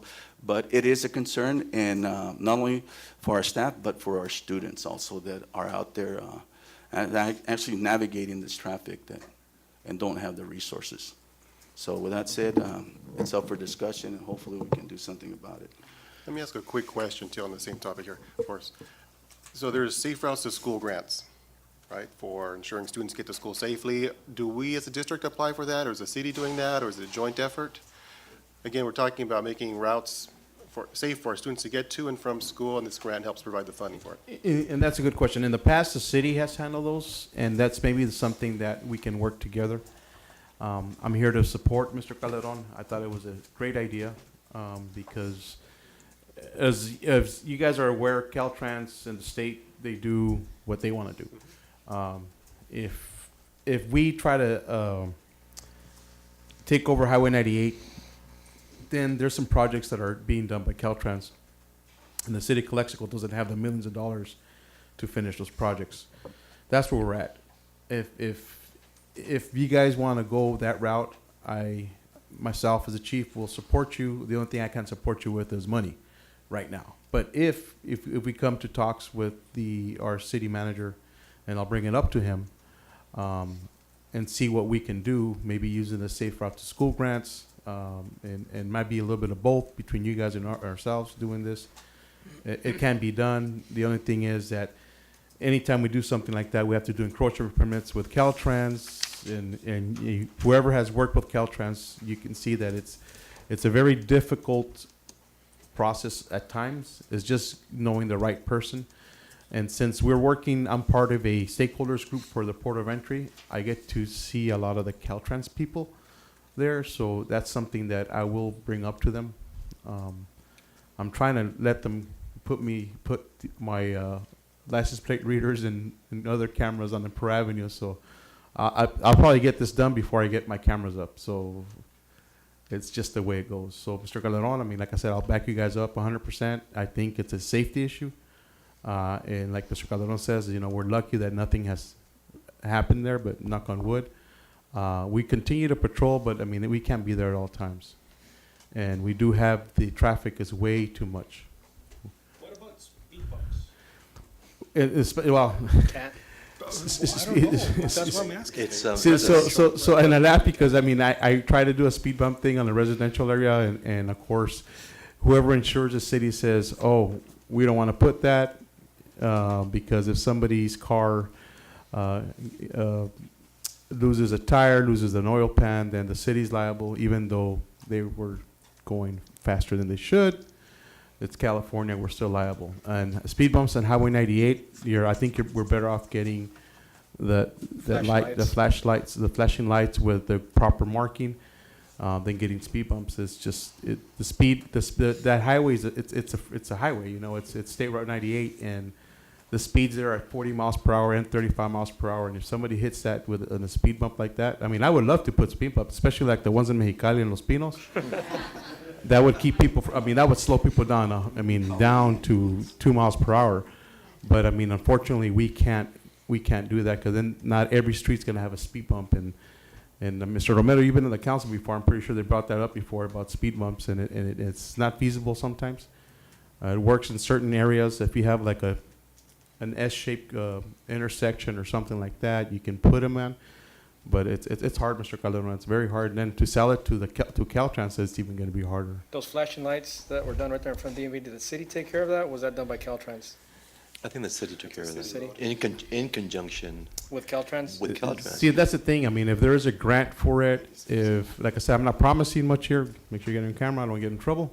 But I can't promise that. But if it does come down to it, and we do find the funding for it, it has to be, it will probably be bought by us, the city or the school, wherever it has that safe branch of schools, and if it can be done too, because they have other projects lined up. And with the Caltrans approval, that's what we need. The encroachment permit, it's always Caltrans. All right. So I mean, I'm pretty sure if we have two entities, which is the school district and ourselves as a city, and we can get somebody else on board, we can hopefully get Caltrans to just say, hey, we're not flipping the bill. You know, why should it be a problem? Can we look into that for us? Yeah, I think it's imperative that it's a danger spot. An accident waiting to happen. I think it's imperative that a member of the board who has time, maybe Mr. Clifton Jr., and maybe the superintendent, the superintendent, and somebody from the police, from the city can make a scheduled appointment with Caltrans and discuss these issues. Of course, they're going to ask for stats. Okay, how many accidents have happened in that corner? Well, you know, and that's the thing, Mr. Romero. I think just by doing a traffic count itself, I think that would be enough. And then just the fact how many students, we'll probably have to get how many students live that cross to go to the 9th grade academy, how many people cross to go to high school. That alone, I mean, Would they take into account the fact that we have semi-trailers going through a school zone? I mean, all that is an account. It's just that we have to say, hey, you know, we have 3,000 kids that cross every day on that intersection alone, and the fact that, you know, our peak. I mean, and then like I said, the traffic counts. I mean, they have an automatic traffic count there that it's like I said, it should be a no-brainer for them to allow us to do it. It's just it depends who's there, and one of the things that they're going to ask, and I know it because that's what I'm having a hard time with my LPRs is, what type of power is going to do that? What type of markings are you going to have? Who's going to pay for the power? Which, I mean, we know who's paying for the power to generate the power. Who's going to buy? Who's going to do the marking? When are you going to do it? How long is it going to take to do the project? And how much is it going to impede with the flow of traffic? Can we get the county involved as well? I don't think the county. It's the city. We're incorporated, so Okay. it'll be us, the school district, and maybe our representatives from the state. You know, Yeah. assemblyman, senator. You know, and they can help us. You know, with Caltrans because they're up in Sacramento with the Caltrans director, secretary of transportation. I'm sorry. Well, I agree with Mr. Romero that we need to set up a meeting for one of our board members and some of our admin to go and talk to Caltrans. It's also the assemblyman or the representative, whatever, Yes. Garcia. Yeah. Vargas, Garcia, and Hueso. So I mean, Mr. Calderon, whenever you want to meet, I mean, you guys just give me a call. See if I have that time open right now. Next week we're getting close to. We got to do our budget, present our budget, and once we're done there. Well, I think we need to start by asking El Centro how they got them installed and who installed them and so forth. And Logistics. If you want to, I'll ask and I'll let you know. Okay. Yeah, you can let us know, and Yeah. because that way, if not, I mean, like I said, I get a hold of El Centro PD too and find out. Because if you in reality, Pro Avenue is part of it's what, Historic. 86. Yeah. So I mean, but they already own that part of 86. So it's the cost will probably be similar to the Pro Avenue cost in El Centro, probably a little bit wider. Streets might be a little bit wider, but I mean, it's not that much. All right. Thank you, Chief. Oh, thank you. So, like I said, I'm in full support, Mr. Calderon, and I mean, staff. Thank you very much. With that said, Thank you, Chief. thank you once again. So, moving on to M, action items. M1, agreement between Avid, College Readiness System Services and Products, and Calexico Unified School District for Elementary Foundation Implementation. I'll move to approve. I'll second. Motion by Calderon, seconded by myself. Alvarado, all those in favor, please state aye. Aye. Aye, all those in favor is Romero, Calderon, Calderon Jr., Castillo, myself. Moving on to M2, agreement between Houghton Mifflin Harcourt Publishing Company and Calexico Unified School District to purchase Houghton Mifflin Harcourt Read 180 hosting renewals for 2018-19, including Read 180 universal licenses for Aurora High School, Enrique Camarán Junior High School, and William Moreno Junior High School. I'll move to approve. Second. Motion by Calderon, second by Calderon Jr. All those in favor, please state aye. Aye. Aye. All those in You favor know, well, go ahead. do you have Romero, Calderon, Calderon Jr., Castillo, myself. Moving on to M3, agreement between Rosetta Stone and Calexico Unified School District for the renewal of 30 licenses for the family literacy component of assets. This is just an annual thing, correct? Correct. All right, move. Second. Motion by Calderon Jr., second by Castillo. All those in favor, please state aye. Aye. Aye. All those in favor is Romero, Calderon, Calderon Jr., Castillo, myself. Moving on to M4, contract between Imperial Irrigation District and Calexico Unified School District for the Culinary Arts Facility Project Upgrade. I move that. I move we to approve. Second. Second by Calderon Junior. All those in favor, please state aye. Aye. Aye. All those in favor is Romero, Calderon Junior, Castillo, myself. Moving on to M5, contracts of photography services for school years 18-19 and 19-20. Three groupings of schools with separate contracts. I motion to approve. Second with the discussion, real quick. Go ahead. So we're letting each school choose its own services, right? Correct. Is that what, okay, that's it. That's all I wanted to know. Okay, motion by, it was by Calderon Junior, correct? Yes. Second by Calderon. All those in favor, please state aye. Aye. Aye. All those in favor is Romero, Calderon Junior, Castillo, myself. Moving on to M7, memorandum of understanding between the Imperial County Office of Education and Calexico Unified School District for payroll clerk services. I move that we approve. Second. Did we skip one? We skipped M6. I No, skipped. you skip 6, yes. Oh, sorry about that. M6, contract between Calexico Unified School District and After School Unlimited for professional development services to the expanded learning program staff for the 18-19 school year. I just have a question. Have we had this program before? Yes, we currently have a contract with them. We currently have a contract with them for the 17-18 school year. Moving forward, we would like to continue our services. Audra White, the president of After School Unlimited, helped us write a grant for an additional $50,000 for Aurora. So now they're funded for 1 year at $50,000, at $100,000. And then, so some of the services are to help us with, provide additional services to Aurora as part of this additional grant that we got. And what type of services? They provide professional development for the staff, but also at Aurora, we're doing things like focus groups. So we meet with the students and say, okay, this is your after-school program. What kind of things do you want to see? Because with the additional $50,000, we also need to increase the attendance. So what better way to tailor the program to the needs of the students that by interviewing them and saying, okay, what would make you come to the after-school program? How can we improve the program? And so she's doing this with the students. She's keeping data because this coming school year is the last year of the 5-year grant cycle. So we're going to have to reapply for the assets grant, which is very competitive. So she's doing professional development services for the staff. She is doing focus groups and work directly with the students. And she's also helping us with the data and writing of the grant. So basically, this person, this contractor, all they do is they just give you recommendations because for what I read, they don't do anything else. They just do training. They don't do anything else. They spend a lot of time here working with us. We do other things like after they we provide the training for our staff, we follow up with site visits. We stay there for an hour and a half.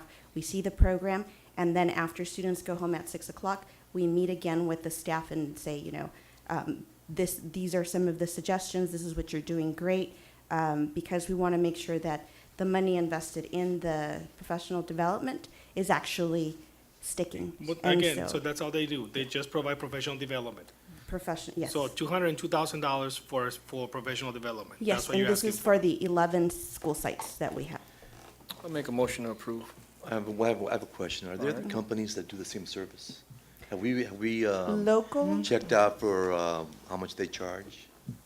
I don't compared know to of this any company? other company that does it. I know this After School Unlimited only focuses on after school, and she's employed by several districts in San Diego. San Diego Unified is one of them that she works with. But Does anybody in Imperial County uses the same company? we are the only one in Imperial County, and our programs are being, I won't say recognized yet, because the programs themselves haven't been recognized, but people are talking about our after-school programs up in Sacramento and everywhere in the state. What do the other districts use? Who do they use? Do you know? It's not very common for after-school programs to provide training for their after-school staff. I'd like to add to this. I did visit one of the sites. I visited Rockwood, and I saw this consultant doing the site visits, and it's amazing. The kids are engaged. The $200,000 that she's charging, it's worth every dollar, because the lady has a very structured after-school program. It's not babysitting anymore. That I can tell you. No. Mm-hmm. Ms. Bricia has an after-school program. She's just providing training. She is the one that runs the program. Yes. So, not this lady. It's her that is, No, it's but- because of her that this is happening, not because of the training. So if I may, with every great program that you put in place, professional development is always at the top of the list. And so, like, was mentioned, we are being recognized at the state level. Yes, but it's because of her, not because of the training. Well, it's because of the services that Ms. coordinates the Huerta is services. going out and that she's bringing back to our staff to Yeah. ensure that they are properly trained and provide the proper services to our students. And that in turn has been very effective, where Ms. Brisa Price has been recognized at the state level for that. And I do want to add that when you kind of think of the bigger school districts and you say, okay, 11 sites isn't a lot, but it is a lot I try to go out to the sites as much as I can. And so she's an additional resource for me to help me do some site visits when I can't. But it's been really helpful. 11 sites is a lot. Yeah. It is a lot. And just to add. Actually 12 because Yeah. high school we have it on both campuses. We don't just have it at Calexico High School. It's at ninth grade. Just to put it in perspective, we can send a staff of 60 teachers to San Diego, and it could be hitting close to $100,000 for a 2-day training. Here, we're talking 11 school sites with all the staff being trained here in our own district. So we're saving an incredible amount of money because the training is being provided locally as opposed to having to send staff out for training. With that said, is there any more discussion? 'Cause I made a just have motion. one more question to All right. Mr. Gonzalez. How many grant writers do we have in our district? I know Well, Ms. everyone- Montaño officially, is one. Ms. I know Montaño Ms. does Montaño an because she's incredible been. job, yes. I know that, but besides Ms. Montaño, do we have any other grant Well, writers? where's Mr. Everybody. Eduardo Perez? I Everybody? know he does, and Mr. Padilla helped Oh. out, I know, with E-rate Okay. as well. So I think whenever there's opportunities, I think our directors and coordinators do a great job of trying to find, even if it's mini grants out there, to try to get for our students. And that's what I'm getting Right. at. If But an we have- official, title of a grant writer, no. I think all of us take on that duty and responsibility, and we do it the best that we can for our kids. But they have the experience, that's, okay. I second it. So motion by myself, second by Calderon Jr. All those in favor, please state aye. Aye. Aye. No. No. All those against? This is- All right. So all those in favor is Calderon Jr., Castillo, myself. All those voting no is Romero and Calderon. Moving on to M7, Memorandum of Understanding between the Imperial County Office of Education and Calexico Unified School District for payroll clerk services. Is this the same, what we talked about before? The payroll? Yeah, that's Yeah, the payroll. okay. I'll move to approve. Second. Motion by Calderon, second by Romero. All those in favor, please state aye. Aye. Aye. All those in favor is Romero, Calderon, Calderon Jr., Castillo, myself. Moving on to M8, Memorandum of Understanding between Imperial County Office of Education and Calexico Unified School District for AmeriCorps Borderlands Program 2018-19 funding year. What is it? AmeriCorps. AmeriCorps? There's the kids that help the other kids. Yeah, we've had this, I'm gonna say, every year. And so It's we a- pay a very small portion amount than we would for a full-time, Who runs staff member. AmeriCorps under whose? They're under the Imperial County Office of Education. Okay, so they come and run it. Okay. I'll move to approve. I'll second. Motion by Calderon, second by myself, Alvarado. All those in favor, please state aye. Aye. Aye. All those in favor is Romero, Calderon, Calderon Jr., Castillo, myself. Moving on to M9, Memorandum of Understanding between Imperial County Office of Education and Calexico Unified School District for professional development to the English intervention teachers on target language instruction and designated ELD lesson components. So move we approve. Second. Motion by Romero, second by Alvarado. All those in favor, please state aye. Aye. Aye. All those in favor is Romero, Calderon, Calderon Jr., Castillo, myself. Moving on to M10, Memorandum of Understanding between Imperial County Office of Education and Calexico Unified School District for professional development to our newcomers, alternate teachers on Spanish, English, biliteracy skills transfer. I'll move to approve. Second. Motion by Calderon, second by Calderon Jr. All those in favor, please state aye. Aye. Aye. Aye. All those in favor is Romero, Calderon, Calderon Junior, Castillo, myself. Moving on to M11, Memorandum of Understanding between Imperial County Office of Education and Calexico Unified School District for 2 professional development days for academic support teachers on training of trainers model, TOT, and on LPAC tasks and skills to inform instruction. I move we approve. I'll second. Motion by Romero, second by Calderon Junior. All those in favor, please state aye. Aye. All those in favor is Romero, Calderon, Calderon Junior, Castillo, myself. M12, Memorandum of Understanding between IVROP and Calexico Unified School District for Core Career Technical Education, CTE, Supported Services. Mr. President, I'd like, just as IBROP is here, for them to give us their side. We had the teachers talk, we had Mr. Castillo talk, and I'd like to see if we have. Mr. Edwin? Thank you. Good afternoon. My name is Edwin Oberfeld, and I'm with the Imperial Valley ROP Superintendent. And Mr. Juan Campos is here as well, and he can shed a little bit of a few of the highlights. We're not ready to give a full presentation. We weren't prepared to do that, but we can certainly provide a few highlights. Congratulations to the graduation class and to all the teachers and to the administrators for a fantastic school year again. We believe IVRP has been a part of that as well. We certainly recognize that there are opportunities that we could work more closely with Mrs. Galindo, for example, and Mr. Roman. We look forward to that continuing opportunity. And Mr. Campos, would you mind sharing a little bit about what has happened as far as some articulation stuff that we've done as well as other work? Good evening. Thank you to the board and thank you, Mr. Gonzalez, for this opportunity to share a little bit about what's going on with IVROP. So just really quick about the MOA, there's been a lot of back and forth work on it. There's been a lot of considerable changes, and I feel that we're happy with the changes. There's a lot of accountability within it, and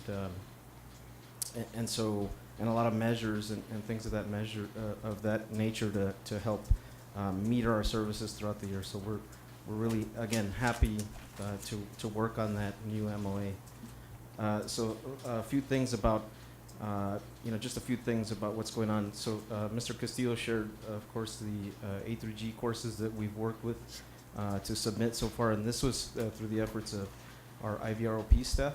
We worked on and approved. We were recently notified that the law course through Mr. Davies was approved, and also 2 fashion courses for Mrs. Height, and we're still pending Mr. Roman's course, and then also 2 courses from Mr. Fisher's automotive program. A couple of things that we're really happy about over the past year, where we've achieved more participation from the teachers, and also I would say relationship building includes the Ag Summit, where we had several teachers go throughout visit several of our ag industries in Imperial, throughout the community of Imperial. We visited the dairy, the cheese farm, and then also a compress. And then the other thing was the law competition, where we had Mr. Davies' program participate in that. So really, looking at next steps, we're really happy that and hopeful that we can bring the law competition to Calexico. And then the other things that just happened recently with Aurora High School, I know that they're looking for a CT pathway there as well. And so we did a career locker assessment inventory to see the interest of the students there, what kind of pathways they're interested in. And I think we assessed a bulk of those students, along with a separate kind of survey to see what kind of interest. And I know that Mr. Moreno's interest is to bring fire course, and then also HVAC, heating, ventilation, and AC program. So looks like the students are really interested in that, in those pathways. And so we'll kind of hopefully later look through those surveys and see, what is the true interest of those students. And then in the future, just even today, I was speaking with IVC about, we're trying to really nail them down to really articulate and dual enroll the courses. So there's going to be ongoing work there, and then also looking to other colleges to see what we can articulate and dual enroll there. So that's all I have. And like Mr. Obergefell said, we look forward to coming back and presenting at a later date. Thank you. Thank you.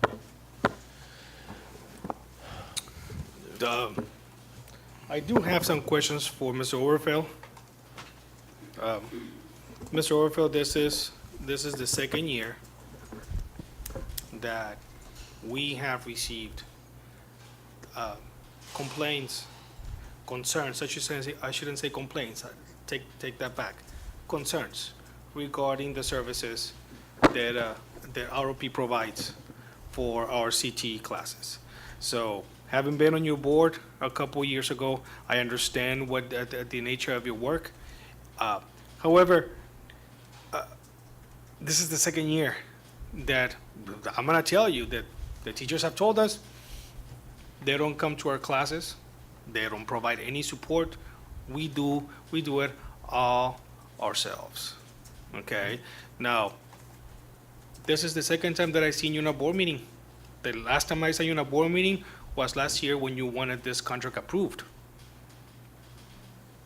So I have to listen to what people are saying. I'm not saying that I have to believe what they're saying, but I have to listen to what people are saying. Okay, so I'm concerned. I am concerned because if they're saying that ROP is not providing the services, I don't know if it's because of the budget. I don't know if it's because of the lack of personnel that you may have gone through in the last couple of months. But I have to listen to what our teachers are saying. I'm not saying that I have to do what they say. I'm saying I have to listen to what they say and put that in context as to what is it that they're saying and what you are saying that you're doing. So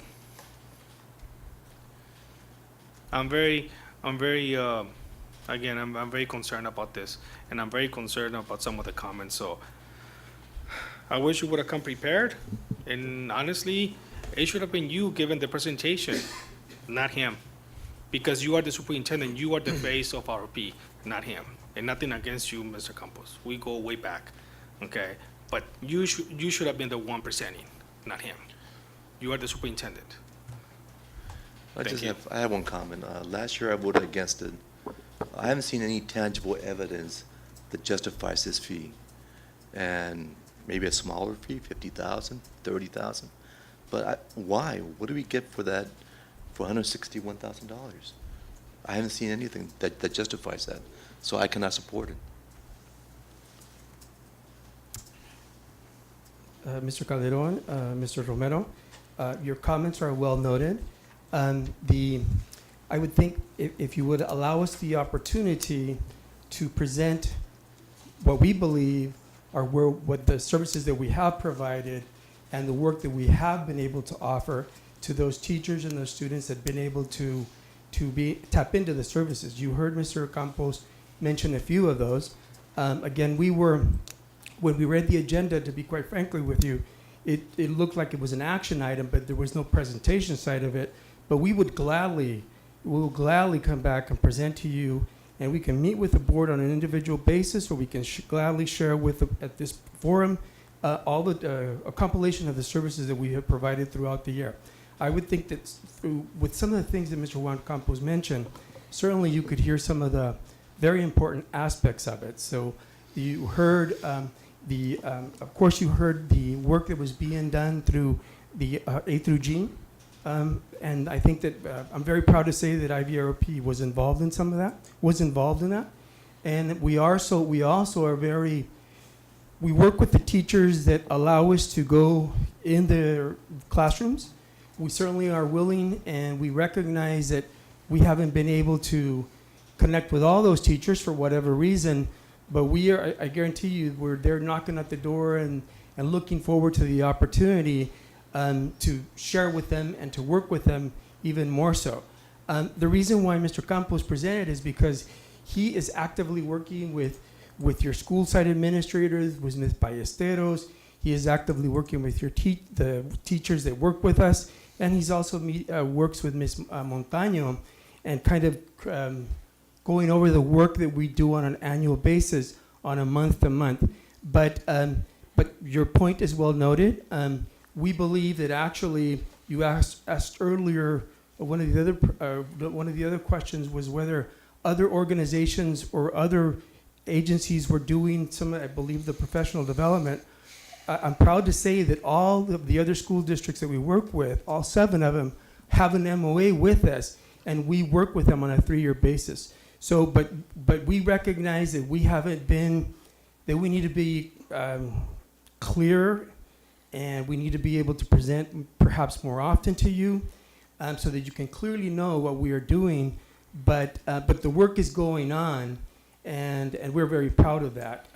And whether the amount is questioned, you certainly have the career specialists that we work with here at your school district. You have the support also of the work that's being done by Ms. Sutter that helped organize, for example, some of the ag summit that we had. So there's several things that are going on that we believe that certainly encompass and cover that cost that that Mr. Romero mentioned. A couple more activities. I just was pulling through some of our past. See, we compile monthly reports that we share with Mrs. Williams, and so a few of those activities that I started just kind of pulling together. We did 2 professional development activities that was open to the teachers to come down. We did a beginning of the year kickoff. We also did the UCCI A through G submission. We also did we also helped with the FFA sectional program by working with the students, providing our staff, have them available to work as judges for that. We also worked with Mr. Camarillo leading up to and including the development of his project for our annual showcase, which was a big, beautiful crane that just encompasses many different industries. We also provide ongoing trainings and meetings with your counselors to let them know what our services are. We work with internships and work-based learning opportunities where we bring industry folks into the classroom and have them, and this is various industries, but mainly this year it's been focused on ag, where we bring the industry folks in to discuss with the students so we make these arrangements, and then we've been working, like Mr. Oberfeld mentioned, with the teachers that are willing to allow us to work with them. We come in and we try to provide them as much services that we can. But we've also been involved in the open house, and and that's just a number of them now. But in a future presentation, we could just provide a better summary of our services over the past year. Mr. President, I'd like to table this item. Can we do that for us? 1 second. And for as far as information to clear it up, that's why we have a board member, and he's sitting next to me. He reports every board meeting as to what's going on with IVROP. Then why do we have a board member if we're not getting this information? We are. It's on record. Every board member, Mr. Castillo, reports on IVROP. And that's food for thought. Well, you want to table it for the next meeting then, on the Yes. 28th? Yes. So we'll go ahead and do that. Yeah. Seconded by Mr. Castillo. The second by Mr. Castillo, right? So there's a motion by Calderon Jr., second by Castillo. All those in favor, please state aye. Aye. Aye. All those in favor is Romero, Calderon Jr., Castillo, myself. Moving on to M13, Memorandum of Understanding with Imperial County Office of Education and Calexico Unified School District for web content filter services for 3 years, 2018-2021. Mike, what's that? I'll ask Eduardo to share. Oh. He'd be more appropriate. Okay, Yeah, he's the one that's going to present. Just a brief description. web content Good evening, Board. My name is Eduardo Perez, Technology Coordinator, and the purpose of this item is to renew the contract for content filtering services, and that's pretty much what we use to protect our devices for inappropriate use to access websites for students. It's one of the requirements for E-rate funding, and we have been working as a consortium with Imperial County Office of Education and other districts in the county. A second. Oh. Motion by Calderon Junior, second by myself. All those in favor, please state aye. Aye. Aye. All those in favor is Romero, Calderon, Calderon Junior, Castillo, and myself. M14, memorandum of understanding between Benchmark Education and Calexico Unified School District for professional development for new teachers, grades kindergarten through sixth grade. I'll move to approve. Second. Motion by Calderon, second by Romero. All those in favor, please state aye. Aye. Aye. All those in favor is Romero, Calderon, Calderon Junior, Castillo, and myself. Moving on to M15, memorandum of understanding between Benchmark Education and Calexico Unified School District for professional development for academic support teachers on August 16th through 17th, 2018. Motion. Second. Motion by Calderon Junior, second by myself. All those in favor, please state aye. Aye. Aye. All those in favor is Romero, Calderon, Calderon Junior, Castillo, and myself. Moving on to M16, memorandum of understanding between Mission School and Calexico Unified School District for scope of services and products to be provided under Title I, Part A, Title II, Part A, Title III, and Title IV. Motion. Second. Motion by Calderon Junior, second by Calderon. All those in favor, please state aye. Aye. All those in favor is Romero, Calderon, Calderon Junior, Castillo, and myself. Moving on to M17, memorandum of understanding between Vincent Memorial High School and Calexico Unified School District for scope of services and products to be provided under Title I, Part A, Title II, Part A, and Title III. So moved. Second. Motion Second. by Calderon Junior, second by myself, Alvarado. All those in favor, please state aye. Aye. Aye. All those in favor is Romero, Calderon, Calderon Junior, Castillo, and myself. M18, memorandum of understanding between Our Lady of Guadalupe and Calexico Unified School District for scope of services and products to be provided under Title I, Part A, Title II, Part A, and Title III. So moved. Second. Motion by Calderon Junior, second by Alvarado. All those in favor, please state aye. Aye. Aye. All those in favor is Romero, Calderon, Calderon Junior, Castillo, and myself. M19, participation in community eligibility provision for reimbursement of meals. Is this- So moved. I have a question. Is this part of the, to include the other schools in our community, or? No, this is a reimbursement rate, and I'll let you brag about this one, Gilbert. I think we're at I know we're 100, getting right? money back, but We're at 100 now, right? Yeah. State. Every year we get an opportunity to reapply. Last year or the year before last, when we reapplied, our reimbursement rate was 93.7 free. So this year, we're reapplying because it'll bring our reimbursement rate at 100% free. And it also gives an opportunity to include the other schools that just came in. Okay. Thank you. So there I'll was a second. motion. Who made the motion? I did. Romero, second by Calderon. All those in favor, please state aye. Aye. Aye. All those in favor is Romero, Calderon, Calderon Junior, Castillo, and myself. M20, career technical education, culinary kitchen modernization plans. I'll, We're just approving the plan? yeah, Yes, what are we it's just approving? plans to. So, I'll motion second. by Calderon Junior, second by Calderon. All those in favor, please state aye. Aye. Aye. Aye. All those in favor is Romero, Calderon, Calderon Junior, Castillo, and myself. Moving on to M21, rejection of claim, Enriqueta Figueroa versus Calexico Unified School District. So moved to reject. Second. Motion by Calderon Junior, second by myself, Alvarado. All those in favor, please state aye. Aye. Aye. All those in favor is Romero, Calderon, Calderon Junior, Castillo, and myself. Moving on to M22, textbook adoption for Aurora High School, grades 10 through 12, history, social science. I'll move to approve. Second. Motion by Calderon, second by Calderon Junior. All those in favor, please state aye. Aye. Aye. All those in favor is Romero, Calderon, Calderon Junior, Castillo, and myself. M23, textbook adoption for Calexico High School, grades 10 through 12, history, social science. I do have one question. How old are these textbooks? These are new ones. Good evening, board members. Good evening. Our textbooks are very old. They're older than 14, 15 years. And so we are proposing the high school would, and the junior high would like to have their adoption. Is this two of the book adoptions that we're gonna have this year, or do we have more coming? Because I know there's more books outdated out there. Yes, our focus, we did K through 12 for language arts. We did K through 12 for mathematics. And because of the big impact on our budget, the recommendation was that we look to the sites that are highly impacted. And I say 15 years, but they may be older than that. So we are focusing right now, fiscally, we're focusing on the high school and Aurora. So next year, we are in the process of looking at grades 6 through 8.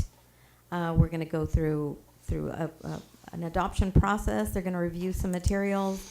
The teachers are talking about piloting for a purchase next year. Can you give us like information, not now, but later, as to how many books are outdated out there? I Okay, mean, I'll- that expired, actually? Okay, I'll do some research.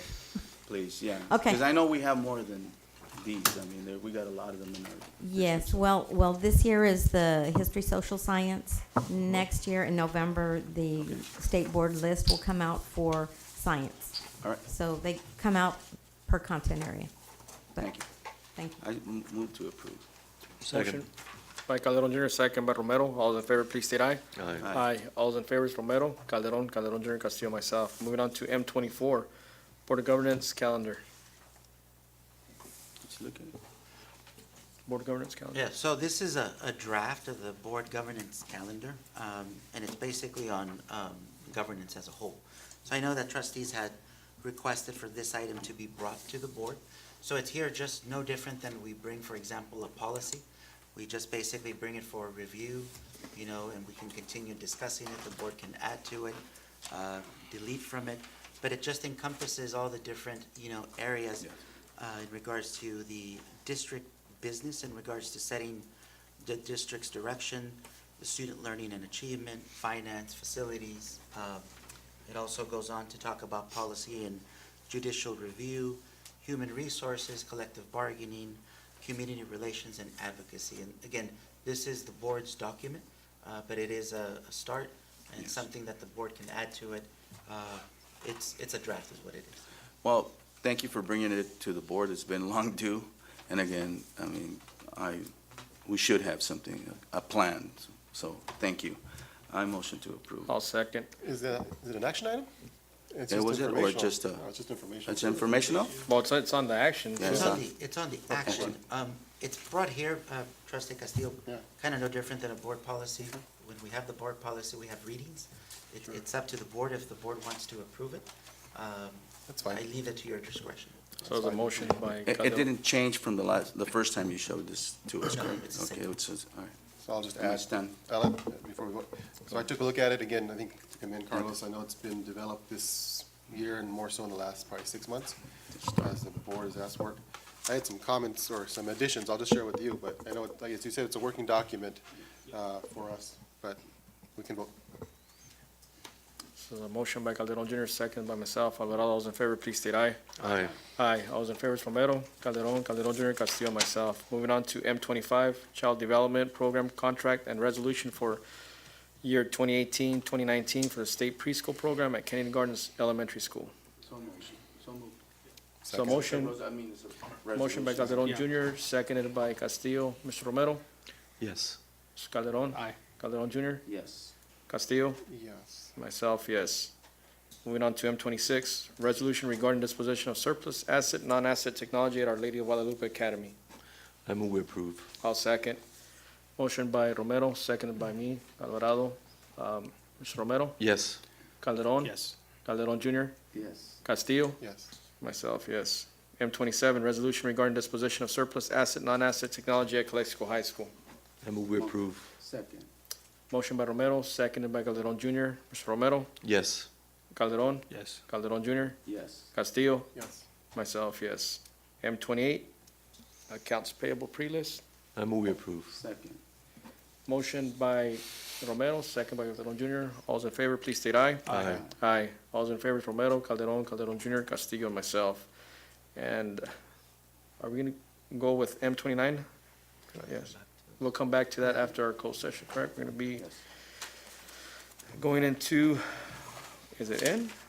No, we need to go back. N, further public comment upon closed session, topic item D5, anything, nothing, right? D5.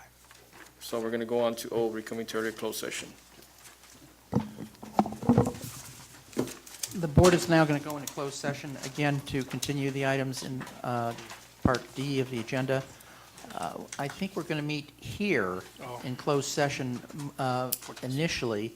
Then we will convene in the smaller room, and the public can come back into this room for the rest of the open session after the closed session. Oh, okay. No, we can discuss later.